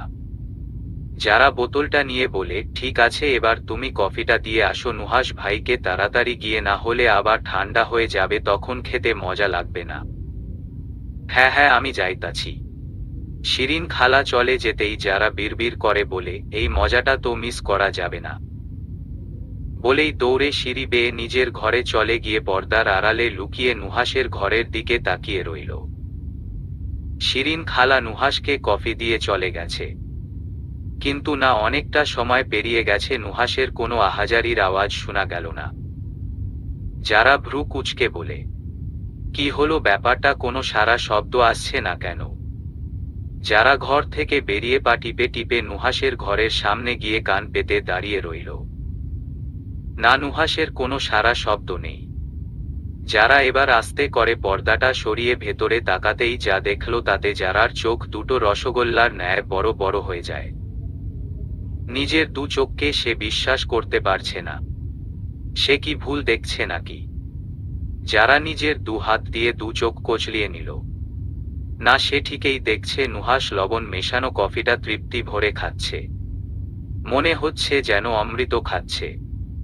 যারার মাথা ঘুরছে এটা দেখে। একজন স্বাভাবিক মানুষ কি করে নুনে পোড়া কফিটা এত তৃপ্তি করে খেতে পারে? যারা চোখ মুখ বিকৃতি করে মনে মনে বলে, এ তো মানুষ নয়, এ তো স্বয়ং সমুদ্রে বাস করা সামুদ্রিক প্রাণী। এই লোক কেন নোনা জল থেকে স্থলে চলে আসল? যারা আর দাঁড়িয়ে থাকতে পারছে না। এখানে আর কিছুক্ষণ দাঁড়িয়ে থাকলে মাথা ঘুরে নিশ্চিত পড়ে যাবে। যারা আস্তে করে সরে আসে। এলোমেলো পায়ে হেঁটে নিজের ঘরে এসে ধপ করে বেডে বসে পড়ল। বেডের উপরে রাখা ওয়াটার বোতলটা নিয়ে ক্যাপ খুলে টকটক করে পানি খেতে শুরু করে। পানি খেয়ে যারা অবিশ্বাস্য গলায় বলে, এটা কি করে সম্ভব? নুহাস ভাই কি করে এই লবণ মেশানো কফি খেলো? নাকি আমি লবণের জাগতে চিনি মিশিয়ে দিয়েছি? কিন্তু পাত্রটা তো লবণের পাত্র ছিল, চিনির পাত্র তো কিচেনে থাকে তাহলে। যারা কথাটা বলেই ঠোঁট কামড়ে ধরে তোবদা মেরে বসে রইল। আজকে আর তার সারা রাত্র ঘুম হবে না এই চিন্তায়। জাহিন প্রায় 15 মিনিট বসে রইল এক জায়গাতে। দীর্ঘ নিঃশ্বাস ছেড়ে উঠে দাঁড়িয়ে হাঁটা দাঁড়ল বাড়ির ভেতরে যাওয়ার উদ্দেশ্যে। জাহিন কিছু একটা মনে করে উপরের দিকে তাকাতেই অয়ন্তীকে বেকনিতে দাঁড়িয়ে থাকতে দেখে থমকে যায়। এই মেয়ে ঠান্ডা বাতাসের মাঝে এইভাবে দাঁড়িয়ে আছে কেন? তাও আবার গরম কাপড় ছাড়া। জাহিন দ্রুত পায়ে হেঁটে নিজের ঘরে এসে আলমারি থেকে একটা শাল বের করে বেকনিতে এসে অয়ন্তীর গায়ে শালটা পেঁচিয়ে দিয়ে বলে, এভাবে ঠান্ডার মাঝে দাঁড়িয়ে আছেন কেন অয়ন্তী? আকস্মিক নিজের গায়ে শাল আর জাহিনের কণ্ঠ স্বর শুনে অয়ন্তী চমকে গিয়ে জাহিনের দিকে তাকায়। জাহিন ভ্রু কুঁচকে বলে, কোনো সমস্যা? অয়ন্তী শালটা নিজের গায়ে ভালো করে ছড়িয়ে নিয়ে মাথা নাড়িয়ে নিচু গলায় বলে, না, কোনো সমস্যা নেই। তাহলে এভাবে ঠান্ডার মাঝে দাঁড়িয়ে আছেন কেন? অয়ন্তী আকাশের দিকে পুনরায় নজর রেখে বলে, আচ্ছা, প্রিয় মানুষ হারানোর যন্ত্রণা কি কখন ভুলে যাওয়া যায় না? অয়ন্তীর মুখে আকস্মিক এমন কথা শুনে জাহিন বড্ড অবাক হয়। জাহিনের উত্তরের অপেক্ষা না করেই অয়ন্তী কোমল স্বরে বলে, দূর আকাশের ওই চাঁদটার পাশে যে দুইটা তারা ঝলমল করছে, ওই তারা দুটোকে আমি কি ভাবি জানেন? জাহিন আকাশের দিকে তাকিয়ে নির্বিকার ভঙ্গিতে প্রশ্ন করল, কি ভাবেন? একটা আমার মা আর ঠিক তার পাশেটা আমার দাদু। যখনই তাদের কথা আমার খুব মনে পড়ে তখনই আমি আকাশের শত শত তারাদের ভিড়ের মাঝে তাদেরকে খুঁজে বেড়াই। কথাটা বলতে বলতে অয়ন্তীর কপল বেয়ে গড়িয়ে পড়ে চোখের নোনা জল। অন্যদিকে জাহিনের দু চোখ ভরে উঠেছে নোনা জলে, চোখের পলক ফেললেই গড়িয়ে পড়বে সেই নোনা জল। জাহিন ঢোক গিলে ধরা গলায় বলে, যারা আমাদের ছেড়ে চলে যায় আজীবনের জন্য, তারা কি সত্যি আকাশের তারা হয়ে যায়? জানি না, কিন্তু আমার বিশ্বাস আমার মা আর দাদু আকাশের তারা হয়ে আমাকে সবসময় দেখছে। জাহিন আহত গলায় বলে, তাহলে কি ভাইয়াও আমাকে দেখছে আকাশের তারা হয়ে? হয়তো। জাহিন কিছু একটা ভেবে চোখের জল মুছে নিয়ে তপ্ত নিঃশ্বাস ছাড়ে অন্য দিকে ফিরে। পুরুষ মানুষদের এভাবে মেয়ে মানুষের মতো চোখের জল ফেলতে নেই। তাদের মনের ভেতরের শত শত যন্ত্রণাকে মাটি চাপা দিয়ে সবসময় শক্ত থেকে মেয়েদের চোখের জল মুছে দিতে হয়, এটাই প্রকৃতির নিয়ম। জাহিন অয়ন্তীর দিকে ফিরে তাকায়। মেয়েটা নিঃশব্দে অবিশ্রান্ত ধারায় কান্না করে যাচ্ছে। মেয়েটাকে একটু সান্ত্বনা দেয় উচিত তার। জাহিন দু হাত বাড়িয়ে অয়ন্তীর ছোট্ট মুখখানা নিজের দু হাত দ্বারা আগলে নেয়। অয়ন্তী অশ্রুসিক্ত নয়নে জাহিনের দিকে তাকিয়ে আছে। জাহিন অয়ন্তীর চোখের জল মুছে দু হাত অয়ন্তীর গালের উপরে রেখেই নরম গলায় বলে, যারা আল্লাহর কাছে অতি প্রিয় মানুষ হয় তাদেরকে আল্লাহ তাআলা একটু বেশি তাড়াতাড়ি আমাদের সকলের কাছে থেকে কেড়ে নেয়। তাই এটা নিয়ে কষ্ট না পেয়ে তাদের জন্য আল্লাহর কাছে দোয়া করা উচিত আমাদের, তাই না? অয়ন্তী জাহিনের দিক থেকে দৃষ্টি সরিয়ে নেয় কিন্তু কিছু বলে না জাহিনের কথা শুনে। অয়ন্তীর কান্না থেমেছে কিন্তু ফুপানো কমেনি। কান্না করার কারণে অয়ন্তীর চোখ মুখ লাল হয়ে আছে, বিশেষ করে নাকের ডগা লালচে হয়ে আছে। লাল ঠোঁট জোড়া কান্না করার জন্য তিরতির করে কাঁপছে। জ্যোৎস্নার আলোতে অয়ন্তীকে অপূর্ব লাগছে জাহিনের চোখে। জাহিন শুকনো ঢোক গিলে তাকে অয়ন্তীর দিকে অন্য দিনগুলার তুলনায় আজকে বড্ড টানছে। মনের সকল অবাধ্য অনুভূতিরা যেন জেগে উঠছে ধীরে ধীরে। বুকের ভেতরে থাকা হৃৎপিণ্ডটা এভাবে লাফাচ্ছে কেন, মনে হচ্ছে যেন এক্ষুনি বেরিয়ে যাবে। বড্ড অধৈর্য দেখা গেল জাহিনকে, কিন্তু নিজের টাল হারল না। আজকে না হয় নিজের মনের ভেতরে সুপ্ত হয়ে থাকা ইচ্ছেগুলাকে একটু প্রাধান্য দেওয়াই যেতেই পারে। জাহিন কিছুক্ষণ ঠোঁটে ঠোঁট চেপে রেখে প্রগাঢ় গলায় বলে, অয়ন্তী। অয়ন্তী চোখ তুলে তাকায় জাহিনের পানে। জাহিনের শান্ত চোখের গভীর চাউনি দেখে অয়ন্তীর বুকটা ধক করে উঠে। জাহিনের আজকের এই চাউনি বড্ড অন্য রকম লাগছে অয়ন্তীর কাছে। সেটা মেয়ে হয়ে সে স্পষ্ট বুঝতে পারছে জাহিনের চোখের ভাষা। অয়ন্তী ঢোক গিলল। জাহিন পুনরায় বলে উঠল, একটা কথা বলবো, রাখবেন? অয়ন্তী নিচু গলায় বলে, কি কথা? জাহিন ঘোর লাগা কণ্ঠ বলে, আপনায় যদি আজকে একটু গভীর ভাবে ছুঁয়ে দেই তাহলে কি আমি খুব বেশি অপরাধী হয়ে যাব আপনার চোখে? জাহিনের মুখে এমন কথা শুনে অয়ন্তীর দম আটকে যায়। কি বলবে সে জাহিনকে? এমন ভাবে আবদার করলে কি ফিরিয়ে দেওয়া যায়? যায় না তো আর, সেখানে যদি হয় তার স্বামী। অয়ন্তী লজ্জায় চোখ বন্ধ করে নিয়ে অপেক্ষা করে নতুন এক স্পর্শের। জাহিন অয়ন্তীর বন্ধ চোখের পাতা দেখে বুঝতে পারল অয়ন্তী তাকে অনুমতি দিয়েছে। জাহিন আস্তে করে ঝুঁকে আসে অয়ন্তীর মুখের দিকে। জাহিনের গরম নিঃশ্বাস আছড়ে পড়ছে অয়ন্তীর মুখে। জাহিন অয়ন্তীর লাল হয়ে থাকা নাকের ডগায় নিজের পুরুষালী ঠোঁট ছোঁয়ায়। প্রথম কোনো পুরুষের ছোঁয়া পেয়ে অয়ন্তী মুচড়ে উঠে। শিরদাঁড়া বেয়ে চলে যায় এক নাম না জানা এক অনুভূতি। সমস্ত কায়া কেঁপে উঠে তার। শরীর যেন অসাড় হয়ে আসছে তার, কিন্তু তারপরও ঠাই হয়ে দাঁড়িয়ে রইল। জাহিন নিজেকে আর ধরে রাখতে না পেরে নিজের ঠোঁট এগিয়ে নেয় অয়ন্তীর কাঁপতে থাকা ওষ্ঠদ্বয়ের দিকে। জাহিন ভারী নিঃশ্বাস ফেলে ছুঁয়ে দেয় অয়ন্তীর ওষ্ঠদ্বয়। অয়ন্তী চোখ বন্ধ করে অনুভব করছে এক নাম জানা অনুভূতি। নিজের অজান্তেই নিজের হাত দ্বারা জাহিনের হাত শক্ত করে খামচে ধরে। জাহিনের এত কোনো হুঁশ নেই, সে আছে অন্য এক মত্তে। কিন্তু হঠাৎ করেই জাহিন অয়ন্তীর কাছ থেকে ছিটকে দূরে আসে। দুজনেই জোরে জোরে শ্বাস নিচ্ছে। অয়ন্তী লজ্জায় মাথা নিচু করে রেখেছে। জাহিন নিজের ঠোঁট কামড়ে ধরে। অয়ন্তী আর এক মুহূর্ত এখানে না দাঁড়িয়ে থেকে দৌড়ে রুমে ভেতরে চলে যায়। জাহিন স্তব্ধ হয়ে দাঁড়িয়ে রয়েছে। কি করে বসলো আবেগের বশে এটা সে? অয়ন্তী কি ভাববে এবার? এত জলদি এমনটা করতে চায়নি সে, আস্তে ধীরে এগোতে চেয়েছিল, কিন্তু সবটা যেন চোখের পলকে ঘটে গেল। জাহিন এলোমেলা পায়ে গিয়ে বেকনিতে রাখা দোলনায় বসে পড়ে। এবার অয়ন্তীর সামনে যাবে কি করে সে? বড্ড অস্বস্তি বোধ হবে তার, হয়তো অয়ন্তীরও এমনটা হবে। জাহিন চোখ বন্ধ করে হাঁটুর উপর কনুই রেখে দুহাত দ্বারা মাথার চুল শক্ত করে খামচে ধরে। এদিকে অয়ন্তী গায়ে মাথায় কম্বল ছড়িয়ে নিয়ে শুয়ে আছে। কি করে সে এবার জাহিনের সামনে যাবে? সে তো লজ্জায় মরেই যাবে। অয়ন্তী নিজের ঠোঁটের উপর হাত রেখে লাজুক হাসল। ভেসে উঠে চোখের সামনে কিছুক্ষণ আগে ঘটে যাওয়া সুন্দর মুহূর্তটা। আজকে আর দু চোখের পাতায় হয়তো ঘুম এসে ধরা দিবে না। এই চিন্তায় হয়তো সারা রাত বিভোর থাকবে। ঘড়ির কাঁটায় সকাল 8:30 বাজে। অয়ন্তী আধবোজা চোখে তাকিয়ে আবারও চোখ বন্ধ করে নিয়ে কয়েক মুহূর্ত পরে সম্পূর্ণরূপে চোখ মেলে ছাদের উপরে ঝুলে থাকা সাদা রঙের ফ্যানের দিকে তাকিয়ে রইল। কিন্তু কিছু একটা মনে পড়তেই চোখ বড় বড় করে তোরাক করে শোয়া থেকে উঠে বসে ঘরের চারিদিকে নজর বুলিয়ে দেখে নেয় জাহিন আছে কিনা। কিন্তু জাহিনের কোনো অস্তিত্ব পাওয়া গেল না। কোথায় গেল লোকটা? হয়তো নিচে আছে।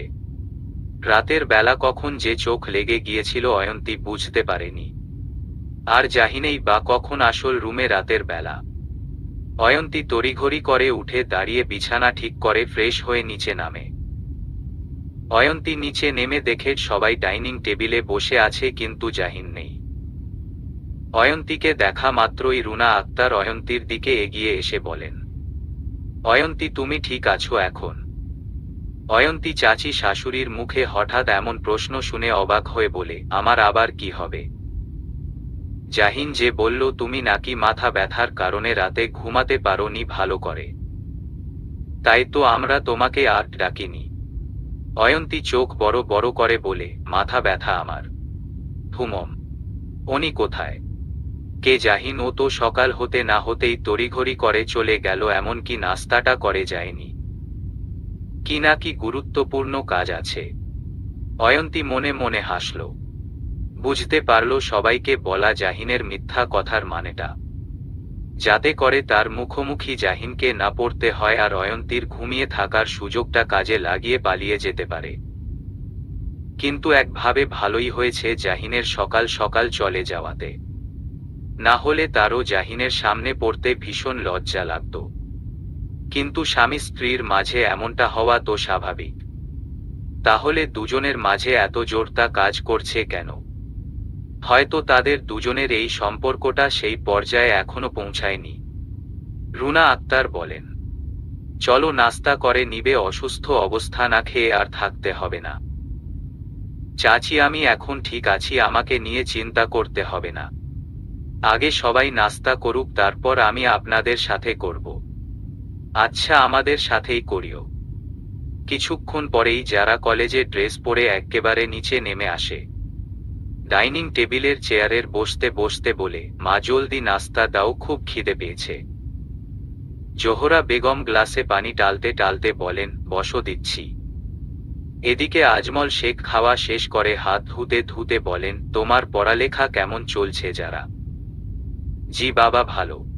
ভালো হলেই ভালো। আর বোর্ড পরীক্ষারও তোর দেরি নেই। আমি তোমার রেজাল্ট যেন ভালো দেখি। জি বাবা। এমন সময় আহান ফোরন কেটে বলে উঠে, চাচু আপু না একটুও পড়াশোনা করে না, সব সময় কি নিয়ে চিন্তা করে? তুমি আপুকে আচ্ছা করে বকে দাও পরের বার যেন আপু ভালো করে পড়াশোনা করতে পারে।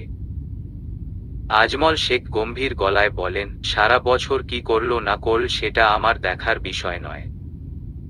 আমি তোমাদের দুজনেরই বছর শেষে ভালো রেজাল্ট দেখতে চাই। তাই একজন আরেকজনের খুঁত না ধরে নিজের পড়াশোনায় মনোযোগী হও।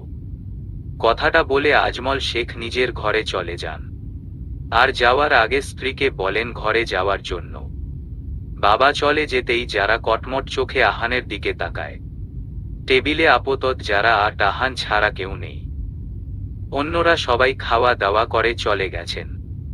যারার ইচ্ছে করছে আহানের মুখে স্টেপলার মেরে দিতে যাতে পরের বার এসব কথা না বলতে পারে। আহান যারার চাউনি দেখে চিৎকার করে বলে, মা দেখো আপু আমার দিকে কিভাবে তাকিয়ে আছে, মনে হচ্ছে আমাকে খেয়ে ফেলবে। যারা রেগে বলে, এই চুপ, একদম চিৎকার করবি না। এই তুই আমার ভাই নাকি দুশ্মন বলতো? বাবার কাছে এসব কথা বলা কি খুব দরকার ছিল? আহান কিছু বলতে যাবে তখনই রুনা আক্তার কিচেন থেকে এসে বলেন, উফফ তোরা দু ভাই বোন একসাথে হলেই ঝগড়া করিস।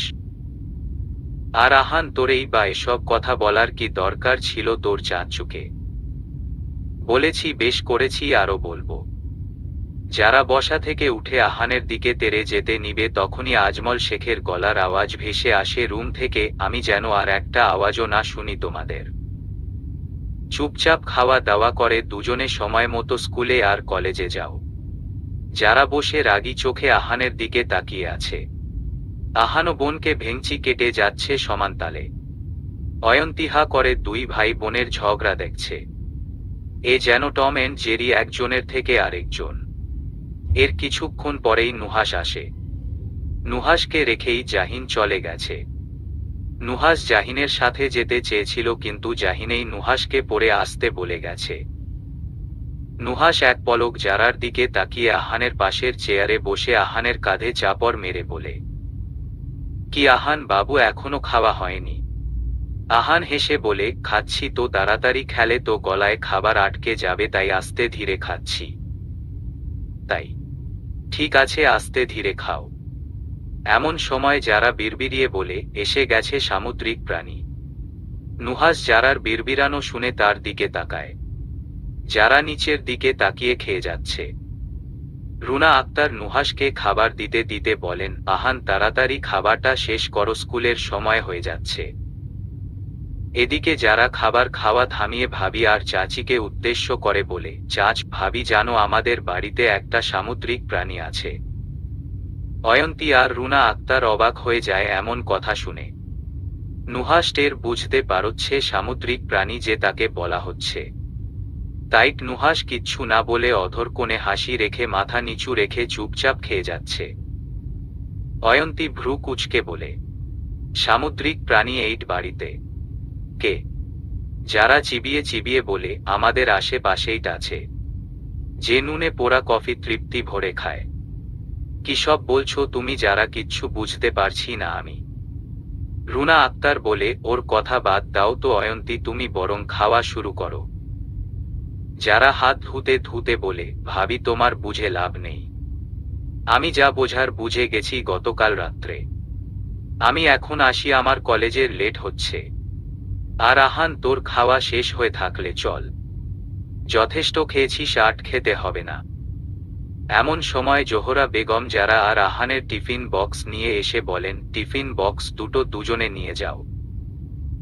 যারা বিরক্ত গলায় বলে, মা তোমাকে বলেছি না আমি এসব টিফিন ফিফিন নিব না, তারপরও কেন দাও? জোহরা বেগম চোখ গরম করে বলেন, চুপচাপ টিফিন বক্স গুলা নিয়ে যাও। আহানেরটা আহানের ব্যাগে ভরে দিবে। যারা চলে যায়। নুহাস চুপচাপ বসে খাচ্ছে আর রাত্রের ঘটনাটা মনে করে মুচকি মুচকি হাসছে। যারা যে তার রাত্রের করা অভিনয়টা বুঝতে পারেনি এটা মনে করেই মূলত হাসছে। রাত্রে বেলার ঘটনা। রাতে শিরিন খালার কফি নিয়ে আসতে দেরি হচ্ছে বলে নুহাস নিজের রুম থেকে বেরিয়ে এসে করিডোরে দাঁড়ায়। তখনই ডাইনিং টেবিলের দিকে নজর যেতেই যারাকে কফির মগে লবণ মেশাতে দেখে নুহাস হতভম্ব হয়ে যায়। চোখ বড় বড় করে যারার করার কাজগুলা দেখে যাচ্ছে সে। যারা উপরের দিকে তাকাতেই নুহাস চট করে নিজের রুমে ঢুকে সশব্দে হেসে উঠে। নুহাসের চোখের সামনে এখনো যেন দৃশ্যটা ভাসছে, কিন্তু এটা বুঝতে পারছে না ওই কফিটি কি ওরেই নাকি অন্য কারোর জন্য। এর কিছুক্ষণ পরেই শিরিন খালা নুহাসের রুমে কফির মগ নিয়ে এসে বলে, নুহাস ভাই তোমার কফি। নুহাস ল্যাপটপের দিকে দৃষ্টি রেখে বলে, টেবিলে রাখো। শিরিন খালা কফির মগ রেখে চলে যায়। নুহাস এক দৃষ্টিতে তাকিয়ে আছে কফির মগটার দিকে। কফির মগে চুমুক দিবে নাকি দিবে না ভেবে দুটানায় পড়ে গেল। তবে একবার একটু টেস্ট করে দেখে যাক এটা যারার লবণ মিশিয়ে দেওয়া কফির মগটা কিনা। নুহাস কফির মগটা নিয়ে জিহ্বা দিয়ে কফি টেস্ট করে সাথে সাথে থুতু ফেলে দিয়ে চোখ মুখ খিচে বলে, ভাইরে ভাই, সমুদ্রে থাকা সব লবণ কফির মগে ঢেলে দিয়েছে মেয়েটা। এই কফি খেলে নিশ্চিত আমার কপালে মরণ লেখাটা আছে। এ কফি কিছুতেই খাওয়া যাবে না। নুহাস কফির মগটা নিয়ে ওয়াশরুমের দিকে যেতে নিবে তখনই পর্দার আড়ালে থাকা কারোর অস্তিত্ব বুঝতে পেরে থেমে যায়। অধর কোণের হাসি রেখে নুহাস পায়চারি করা শুরু করে দিয়ে কফির মগটা নিজের মুখের সামনে এনে এমন একটা ভাব ধরছে যেন যে কেউ দেখে বুঝতে পারে নুহাস তৃপ্তি ভরে কফিটা খাচ্ছে। কিন্তু আসলে নুহাস তো এই কফির এক চুমুকও খায়নি। আর উল্টো দিকে যারা ভেবে বসে রয়েছে নুহাস কফিটা তৃপ্তি ভরে খেয়েছে। নুহাস নাস্তা করে বের হতে নিবে তখনই অয়ন্তীর ডাক পড়ে। নুহাস অয়ন্তীর দিকে ফিরে বলে, কিছু বলবেন ভাবি? অয়ন্তীর একটা হলদে রঙের ব্যাগ নুহাসের দিকে এগিয়ে দিয়ে বলে, আসলে এই ব্যাগটা শারাফ ভাইকে মানে আপনার বন্ধুকে একটু দিয়ে দিতে পারবেন? নুহাস ভ্রু কুঁচকে বলে, কি আছে এতে? শার্ট। কার শার্ট? সারাফ ভাইয়ার আসলে আমার ফ্রেন্ড লিজা ওনার শার্টটা নষ্ট করে। ও আচ্ছা, বুঝতে পেরেছি। আমি সারাফকে শার্টটা দিয়ে দিব। আচ্ছা। নুহাস শার্টটা নিয়ে চলে যায়। অয়ন্তীও নিজের রুমে চলে যায়। বাড়িটা কেমন যেন ফাঁকা ফাঁকা লাগছে অয়ন্তীর কাছে। তবে চাচি শাশুড়ি, শাশুড়ি মা, দাদি শাশুড়ি আর দাদা শ্বশুর আছেন, কিন্তু তারাও নিজেদের ঘরে বিশ্রাম নিচ্ছে। অয়ন্তীর একা রুমেও থাকতে ভালো লাগছে না, তাই ভাবল একটু ছাদে যাওয়া যাক। যেই ভাবা সেই কাজ, অয়ন্তী চলল ছাদে। ছাদের দরজা খুলতেই ওই দিনের মতোই কবুতর গুলা ঝাঁকেও ঝাঁকেও উড়ে গেছে, কিন্তু গতবারের মতো এবার আর অয়ন্তী ভয় পায়নি, বরং চোখে মুখে ফুটে উঠেছে আনন্দের হাসি। ছাদের মাঝে দৌড়ে গিয়ে অয়ন্তী বসে থাকা কবুতর গুলাকে উড়িয়ে দিল। শেখ বাড়ির সব কিছুর থেকে অয়ন্তীর কাছে ছাদটা যেন সব থেকে প্রিয় হয়ে উঠল এই মুহূর্তে। অয়ন্তীর নজর পড়ে ছাদের কোণে থাকা কবুতরের খাবারের উপরে। অয়ন্তী এগিয়ে গিয়ে এক মুঠো সরিষা নিয়ে কবুতর গুলার দিকে ছড়িয়ে দিল। কবুতর গুলাও ঝাঁক বেঁধে উড়ে এসে ছাদের মেঝেতে থাকা সরিষার দানাগুলা টুকরে টুকরে খেতে শুরু করল। অয়ন্তী হাসি মুখে সেই সুন্দর দৃশ্যটা প্রাণ ভরে দেখছে। নুহাস থানায় এসেছে সারাফের শার্ট নিয়ে। নুহাসকে থানায় দেখে সারাফ নিজের চেয়ারে হেলান দিয়ে বসে মজার ছলে বলে, আরে নুহাস বললি যে? তা আমার থানায় আসার কারণ কি আপনার নুহাস বললি? কারো নামে মামলা টামলা করতে এসেছেন নাকি? নুহাস বিরক্ত হয়ে চেয়ারের বসতে বসতে বলে, তুই বড্ড কথা বলিস সারাফ। সারাফ হেসে বলে, ভাই দেখ, আল্লাহ আমাদের মুখ দিয়েছে কথা বলার জন্য, আর এখন এই মুখ যদি কথা না বলে চালাই তাহলে তো আমার মুখ পুরাই অকেজো হয়ে যাবে। কথায় আছে, দা আর মুখে যত শান দিবি ততই ধারালো হবে। নুহাস গম্ভীর গলা বলে, হয়েছে। সারাফ ভ্রু কুঁচকে বলে, কি হবে? তোর লেকচার দেওয়া। সারাফ নিচু গলায় বলে, হুম হয়েছে।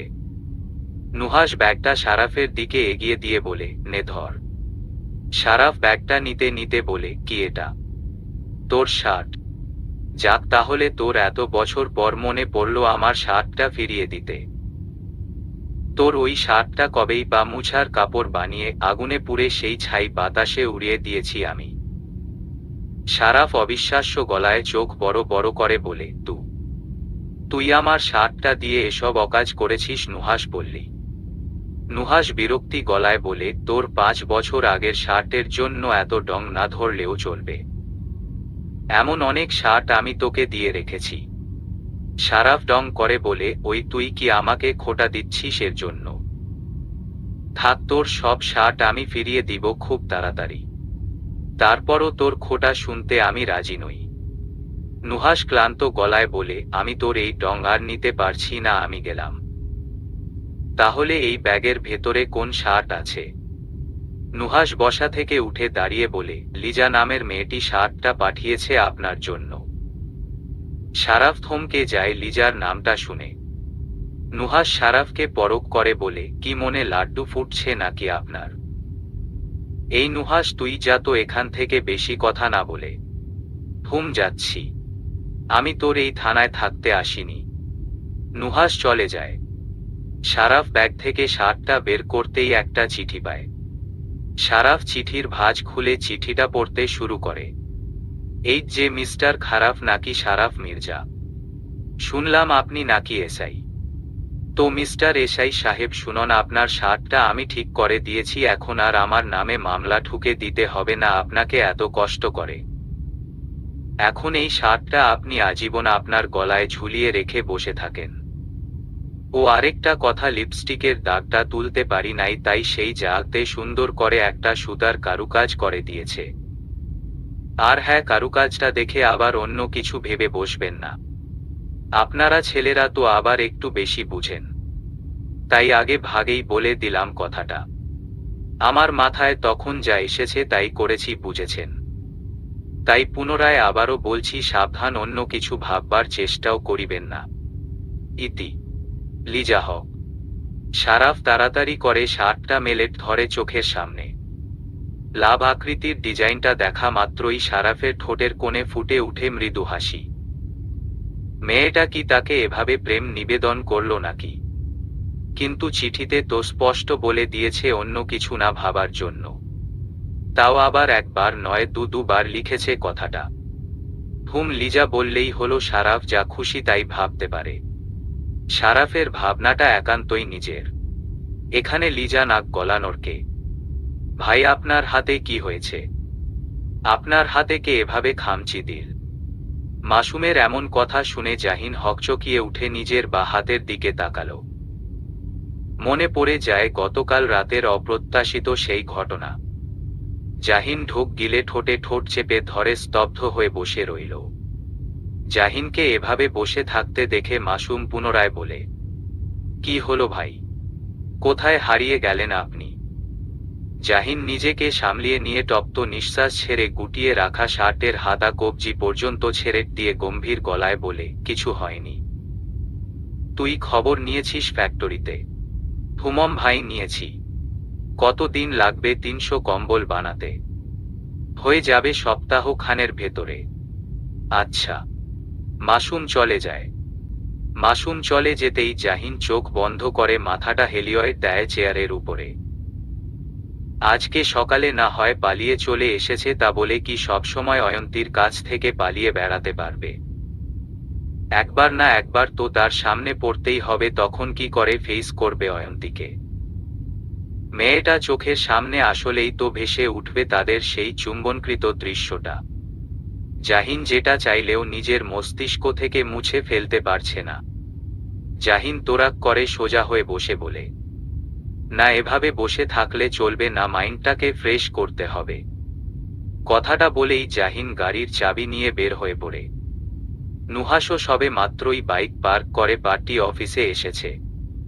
জাহিন নুহাসকে কিছু বলার সুযোগ না দিয়েই গাড়ি ড্রাইভ করে বেরিয়ে পড়ে পার্টি অফিস থেকে। নুহাস জাহিনকে এভাবে চলে যেতে দেখে বারান্দায় বসে থাকা মাসুম আর রাসেলের কাছে এসে বলে, কিরে ভাই এভাবে চলে গেল কেন? রাসেল দু কাঁধ নাচিয়ে বলে, আমি কি জানি। আসার পর থেকে দেখছি ভাইয়ের কিছু একটা হয়েছে। বারবার অন্যমনস্ক হয়ে আছে। তুমি কিছু জানো না নুহাস ভাই? তুমি তো ভাইয়ের সাথেই থাকো। নুহাস বিরস গলায় বলল, আমি জানলে কি তোদের জিজ্ঞেস করি? বলেই নুহাস মিটিং রুমের ভেতরে চলে যায়। মাসুম রাসেলের দিকে ফিরে বলে, জানিস ভাইয়ের বা হাতে খামচির দাগ দেখেছি আজকে। এক্কেবারে তাজা খামচি। মনে হচ্ছে গতকাল রাত্রে হয়েছে। রাসেল ভ্রু কুঁচকে বলে, তো এখন কি হয়েছে? মাসুম বাঁকা হেসে বলে, বুঝিস না না কেন বেটা? মনে হয় ভাবি খামচি দিয়েছে ভাইকে। নতুন নতুন বিয়ে শাদী হলে এমনটাই হয়। কিন্তু ভাই যে এতটা ফাস্ট দৌড় দিবে এটা বুঝতে পারিনি।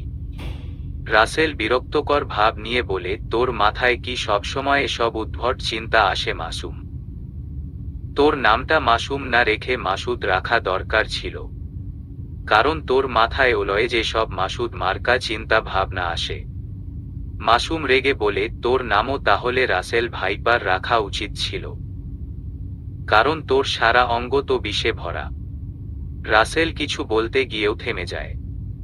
এই মাসুমের সাথে কথা বললেই কথা বাড়বে এটা সে জানে। তাই নিজেই চুপচাপ এখান থেকে কেটে পড়ে। মাসুম তা দেখে বলে, কি রে রাসেল ভাইপার চলে যাচ্ছিস কেন? তোর বিষ ঢালবি না আমার সর্বাঙ্গে? কথাটা বলে বিড়বিড় করে কিছু একটা বলল মাসুম। রিহান বসে আছে বড় একটা শিমুল গাছের নিচে। অপেক্ষায় আছে পাপড়ির জন্য। গতকাল রাত্রে রিহান পাপড়িকে ফোন দেওয়ার পর পাপড়ি নিজেই বলেছে সে রিহানের সাথে দেখা করতে চায়। রিহান তোট যেন আকাশের চাঁদ পেয়ে গেছে, পাপড়ি নিজে থেকে তার সাথে দেখা করতে চাইছে। রিহান ঘাড় ঘুরিয়ে পাশের দিকে তাকাতেই নজরে পড়ে পাপড়ির উপরে। পাপড়ি এগিয়ে আসছে তার দিকে এক পা করে। পাপড়ি নিজেকে আজকে পুরো কাল রঙে মুড়িয়ে দিয়েছে। গৌর বর্ণটা যেন কাল রঙের মাঝে আরো বেশি করে ফুটে উঠেছে। রিহান আনমনেই নিজের বা হাতটা নিজের বুকের বা পাশে এনে চেপে ধরে। বুকের কাঁচায় বন্দি থাকা ছোট পাখিটা যেন একটু বেশি লাফালাফি করছে।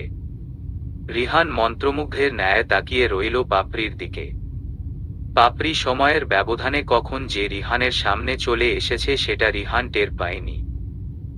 পাপড়ির ডাকে রিহানের ঘোর ভাঙ্গে। এই যে মিস্টার রিহান, আপনি আছেন নাকি অন্য কোনো দেশে পাড়ি জমিয়েছেন? যদি জমিয়ে থাকেন তাহলে প্লিজ ফিরে আসুন। রিহান চমকে পাপড়ি দিকে তাকায়। নিজেকে ধাতস্থ করে শুকনো ঢোক গিলে পাপড়ির দিক থেকে নজর সরিয়ে নিয়ে ঘাড়টা চুলকিয়ে বসা থেকে উঠে দাঁড়িয়ে গলা খাকারি দিয়ে বলে, জি বলুন। পাপড়ি কিছু না বলে কাঁধে ঝুলিয়ে থাকা ব্যাগটা সামনে এনে চেইনটা খুলে 800 টাকা বের করে রিহানের দিকে এগিয়ে দিয়ে বলে, নিন আপনার টাকা। রিহান একবার পাপড়ি হাতের দিকে তোট একবার মুখের দিকে তাকায়। পাপড়ি তা দেখে বলে, কি হল্ট ধরুন আপনার 800 টাকা। রিহান আমতা আমতা করে বলে, না মানে আপনি টাকাটা দিয়ে দিবেন এত জলদি? পাপড়ি ভ্রু কুঁচকে বলে, মানে আপনি তো এতদিন টাকার জন্য মরে যাচ্ছিলেন, না মানে তার জন্য আপনি এত জলদি জলদি টাকাটা ফিরিয়ে দিবেন? আজব মানুষ তো আপনি, এতদিন আমাকে টাকার জন্য জ্বালিয়ে মারছিলেন আর এখন বলছেন এত জলদি কেন টাকা ফিরিয়ে দিচ্ছেন? মানে ঠিক কি চাইছেন আমাকে একটু খোলসা করে বলবেন প্লিজ? রিহান ঘাড় চুলকিয়ে নজর নিচু করে অস্ফুটে বলে, আপনাকে চাইছি সারা জীবনের জন্য। পাপড়ি ভ্রু কুঁচকে বলে, কি চাইছেন সারা জীবনের জন্য? জাগে আপনি কি চান তা জেনে আমার কি? আপনি এই টাকাটা নিয়ে আমাকে উদ্ধার করুন। রিহান সাহসা গলায় বলে, টাকার পরিবর্তে আপনাকে দিলে হয় না মিস পাপড়ি? পাপড়ি হতবাক হয়ে তাকিয়ে রইল রিহানের মুখে পানে। রিহানের কথাটা বুঝতেই পাপড়ি উত্তেজিত গলায় বলে, কি সব আবোল তাবোল বকছে আপনি রিহান? আমি আপনার প্রেমে পড়ে গেছি পাপড়ি। পাপড়ির গলার স্বর কাঁপছে। কি বলবে এই মুহূর্তে সে রিহানকে? পাপড়িকে চুপ থাকতে দেখে রিহান বলে, আপনি কিছু বলবেন না পাপড়ি এর প্রতিউত্তরে? পাপড়ি জোরে নিঃশ্বাস ছেড়ে নিজেকে স্বাভাবিক করে বলে, হুমায়ুন আহমেদর একটা কথা আছে কি জানেন? রিহান নির্বাক হয়ে তাকিয়ে রইল পাপড়ির দিকে। এখানে এই মুহূর্তে হুমায়ুন আহমেদের কথা আসলো কোথা থেকে? অদ্ভুত। পাপড়ির পুনরায় বলল, হুমায়ুন আহমেদের কথাটা হলো চট করে কারো প্রেমে পড়ে যাওয়া কোনো কাজের কথা না মিস্টার রিহান।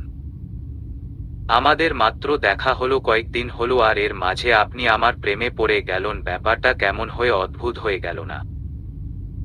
রিহান মুচকি হেসে বলল, তাহলে হুমায়ুন আহমেদের আরেকটা কথাও আছে, সেটা হয়তো আপনি জানেন না। তাই নাকি? তা সেটা কি শুনি। সেটা হলো মেয়েদের তৃতীয় নয়ন থাকে। এই নয়নে সে প্রেমে পড়া বিষয়টি চট করে বুঝে ফেলে। তাহলে আপনি কেন বুঝতে পারছেন না বিষয়টি? পাপড়ি নির্বিকার ভঙ্গিতে তাকিয়ে রইল রিহানের দিকে। রিহান 2 কদম এগিয়ে আসে পাপড়ির দিকে। পাপড়িও 2 কদম পিছিয়ে যায় আনমনে। রিহান পাপড়ির চোখের সামনে চুটকি বাজাতেই পাপড়ি হকচকিয়ে উঠে অন্য দিকে ফিরিয়ে নেয় মুখ। রিহান মৃদু হেসে প্যান্টের পকেটে 2 হাত গুজে বলে, এভাবে তাকাবেন না পাপড়ি, আমার যে তখন হৃৎস্পন্দনের গতি অস্বাভাবিকভাবে বেড়ে যায়। তখন এর প্রতিকার করার জন্য আপনাকে নিবিড়ভাবে প্রয়োজন হতে পারে আমার। পাপড়ির গলার স্বর কাঁপছে, কিন্তু তারপরও নিজেকে সামলিয়ে বলে, আপনার টাকাটা নিন আর আমাকে উদ্ধার করুন এই দায়ভার থেকে। রিহান স্বাভাবিক গলায় বলে, ওই টাকাটা আপনার কাছে রেখে দিন পাপড়ি। পাপড়ি কপট রাগ দেখিয়ে বলে, কেন আমি কেন আপনার টাকা রেখে দিব? আপনার টাকা আপনি রাখুন বলেই রিহানের দিকে এগিয়ে দেয় টাকাটা। কিন্তু রিহান হাত বাড়িয়ে নেয় না। পাপড়ি চোখ রাঙিয়ে বলে, কি হলো নিন। তারপরও রিহান নিল না, বরং ঠোঁটের কোণে হাসি রেখে পাপড়ির দিকে এক নজরে তাকিয়ে রইল। পাপড়ির মেজাজ গরম হয়ে আসছে। ঘাড় ঘুরিয়ে চারপাশটায় নজর বুলিয়ে নেয়। সবাই সবার মতো করে কপতিরা একে অন্যের হাত ধরে ঘোরাফিরে করছে, তো কেউ বসে গল্প করছে। পাপড়ি আকস্মিক রিহানের দিকে এগিয়ে এসে রিহানের বুক পকেটে টাকাটা ঢুকিয়ে দিয়ে দ্রুত পায়ে চলে যায়। রিহান পকেট থেকে টাকা বের করে হতবাক হয়ে তাকিয়ে রইল পাপড়ির যাওয়ার পানে। কিন্তু পরক্ষণে মুচকি হেসে বলে, আমার প্রেমে তো আপনাকে পড়তেই হবে পাপড়ি। যদি না পড়েন তো তাহলে আপনার ঘাড় ধরে আমার প্রেমে মজিয়ে দিব আপনাকে। সন্ধ্যা হয়ে গেছে। অয়ন্তীকে পড়ার সুযোগ করে দেওয়ার জন্য তার চাচি শাশুড়ি আর শাশুড়ি মা রান্না ঘর থেকে জোর করে রুমে পাঠিয়ে দিয়েছে। কিন্তু তারপরও অয়ন্তী ঠুকঠাক কাজ করে রুমে এসেছে। রুমে এসে পড়ার টেবিলে বসে প্রথম বইটা হাত নিয়ে খুলতেই একটা চিরকুট নজরে পড়ে। অয়ন্তী ভ্রু কুঁচকে চিরকুটটা হাত নিয়ে পড়তে শুরু করে। সরি অয়ন্তী, গতকাল রাত্রের ওই অপ্রত্যাশিত ঘটনাটার জন্য সত্যি আমি সরি। আসলে কিভাবে কি হয়ে গেল আমি বুঝতে পারিনি। এর পরের বার এমনটা আর হবে না। অয়ন্তী চিরকুটটার এক কোণে জাহিন নামটা দেখে বুঝতে পারল এটা জাহিনের লেখে। কিন্তু জাহিন এটা রাখলো কখন, হয়তো সকাল বেলা রেখে গেছে। কিন্তু সে এখন পেয়েছে চিরকুটটা। অয়ন্তী এই প্রথমবারের মতো কারোর কাছ থেকে চিরকুট পেয়েছে, তাও আবার সেটা স্বামী নামক পুরুষ মানুষটার থেকে। কোথায় প্রেমপত্র দিবে নতুন বউকে, তা না করে দিল দুঃখিত পত্র। এত বেরসিক মানুষ এই সামান্য একটা কাজের জন্য এভাবে সরি বলতে হয়। কিন্তু মানুষটা এখন কোথায় আছে? সারাদিনে কি একবারও তার কথা মনে পড়েনি? কিন্তু অয়ন্তীর খুব জাহিনের কথা মনে পড়ছে। কখন আসবে জাহিন বাড়িতে? অয়ন্তী চিরকুটটা বইয়ের ভেতরে রেখে মাথাটা হেলিয়ে দিয়ে চোখ বন্ধ করে মনে করার চেষ্টা করে তাদের দুজনের সেই সুন্দর মুহূর্তটা। রাত 9টার দিকে জাহিন বাড়িতে আসে। জোহরা বেগম এসে সদর দরজা খুলে দেয়। জাহিনের হাতে এক গুচ্ছ লাল গোলাপ ফুল আর চকলেট। ছেলেকে দেখে জোহরা বলেন, এসে গেছিস? নুহাস কোথায়? জাহিন ভেতর ঢুকতে ঢুকতে বলে, নুহাস বাইকে আসছে, হয়তো কোথায় আটকে গেছে। জোহরা বেগম সদর দরজা লাগাতে লাগাতে বলেন, ও মা, আহান কোথায়? ঘরেই আছে। ও। জাহিন চলে যেতে নিবে তখনই জোহরা বেগম বলেন, আহানকে কেন খুঁজছিস? ফুল আর চকলেট গুলা দেওয়ার জন্য। হঠাৎ এগুলা আনলি যে? অনাথ আশ্রমে গিয়েছিলাম, বাচ্চারাই এগুলা দিয়েছে। ও আচ্ছা, তাহলে একটা কাজ কর, এগুলা আহানকে না দিয়ে অয়ন্তীকে দিস, মেয়েটা খুশি হবে। জাহিন থমকে যায়। অয়ন্তীর কথা তো তার মনেই ছিল না। জাহিন মাথা নাড়িয়ে উপরে চলে যায়। কিন্তু নিজের রুমে যাওয়ার আগে আহানের ঘরে ঢুকে আহানকে চকলেট গুলা দিয়ে এসে ফুলগুলা নিয়ে নিজের রুমে যায়। রুমে ঢুকতেই দেখে অয়ন্তী খুব মনোযোগ দিয়ে পড়ছে, জাহিন যে এসেছে সেই দিকে খেয়াল নেই। জাহিন ফুলগুলার দিকে এক পলক তাকিয়ে অয়ন্তীর দিকে এগিয়ে গিয়ে অয়ন্তীর সামনের ফুলের তোড়াটা এগিয়ে দেয়। হঠাৎ করে এমনটা হওয়াতে অয়ন্তী চমকে জাহিনের দিকে তাকায়। জাহিন শান্ত গলায় বলে, এটা আপনার? অয়ন্তী লাল গোলাপ দেখে মুচকি হেসে ফুলের তোড়াটা জাহিনের হাত থেকে নিয়ে নাকের কাছে এনে চোখ বন্ধ করে প্রাণ ভরে গোলাপ ফুলের সুঘ্রাণ নিতে ব্যস্ত হয়ে পড়ে। জাহিন মুগ্ধ নয়নে তাকিয়ে রইল অয়ন্তীর দিকে। অয়ন্তীর হাস্যোজ্জ্বল চেহারাটা দেখে জাহিনের বুকের মাঝে কেমন জানি শান্তি শান্তি অনুভব হচ্ছে। ভাগ্যিস মা তাকে বলেছে, কথাটা বলেছে, না হলে তো এমন মনোরম দৃশ্যটা মিস করে যেত সে।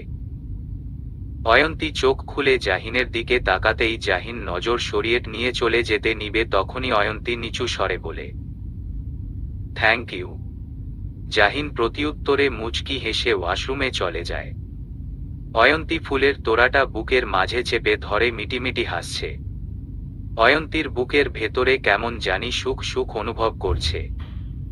কিন্তু এই সুখ কি সইবে অয়ন্তীর কপালে, নাকি অশান্ত কোনো দমকা হাওয়া এসে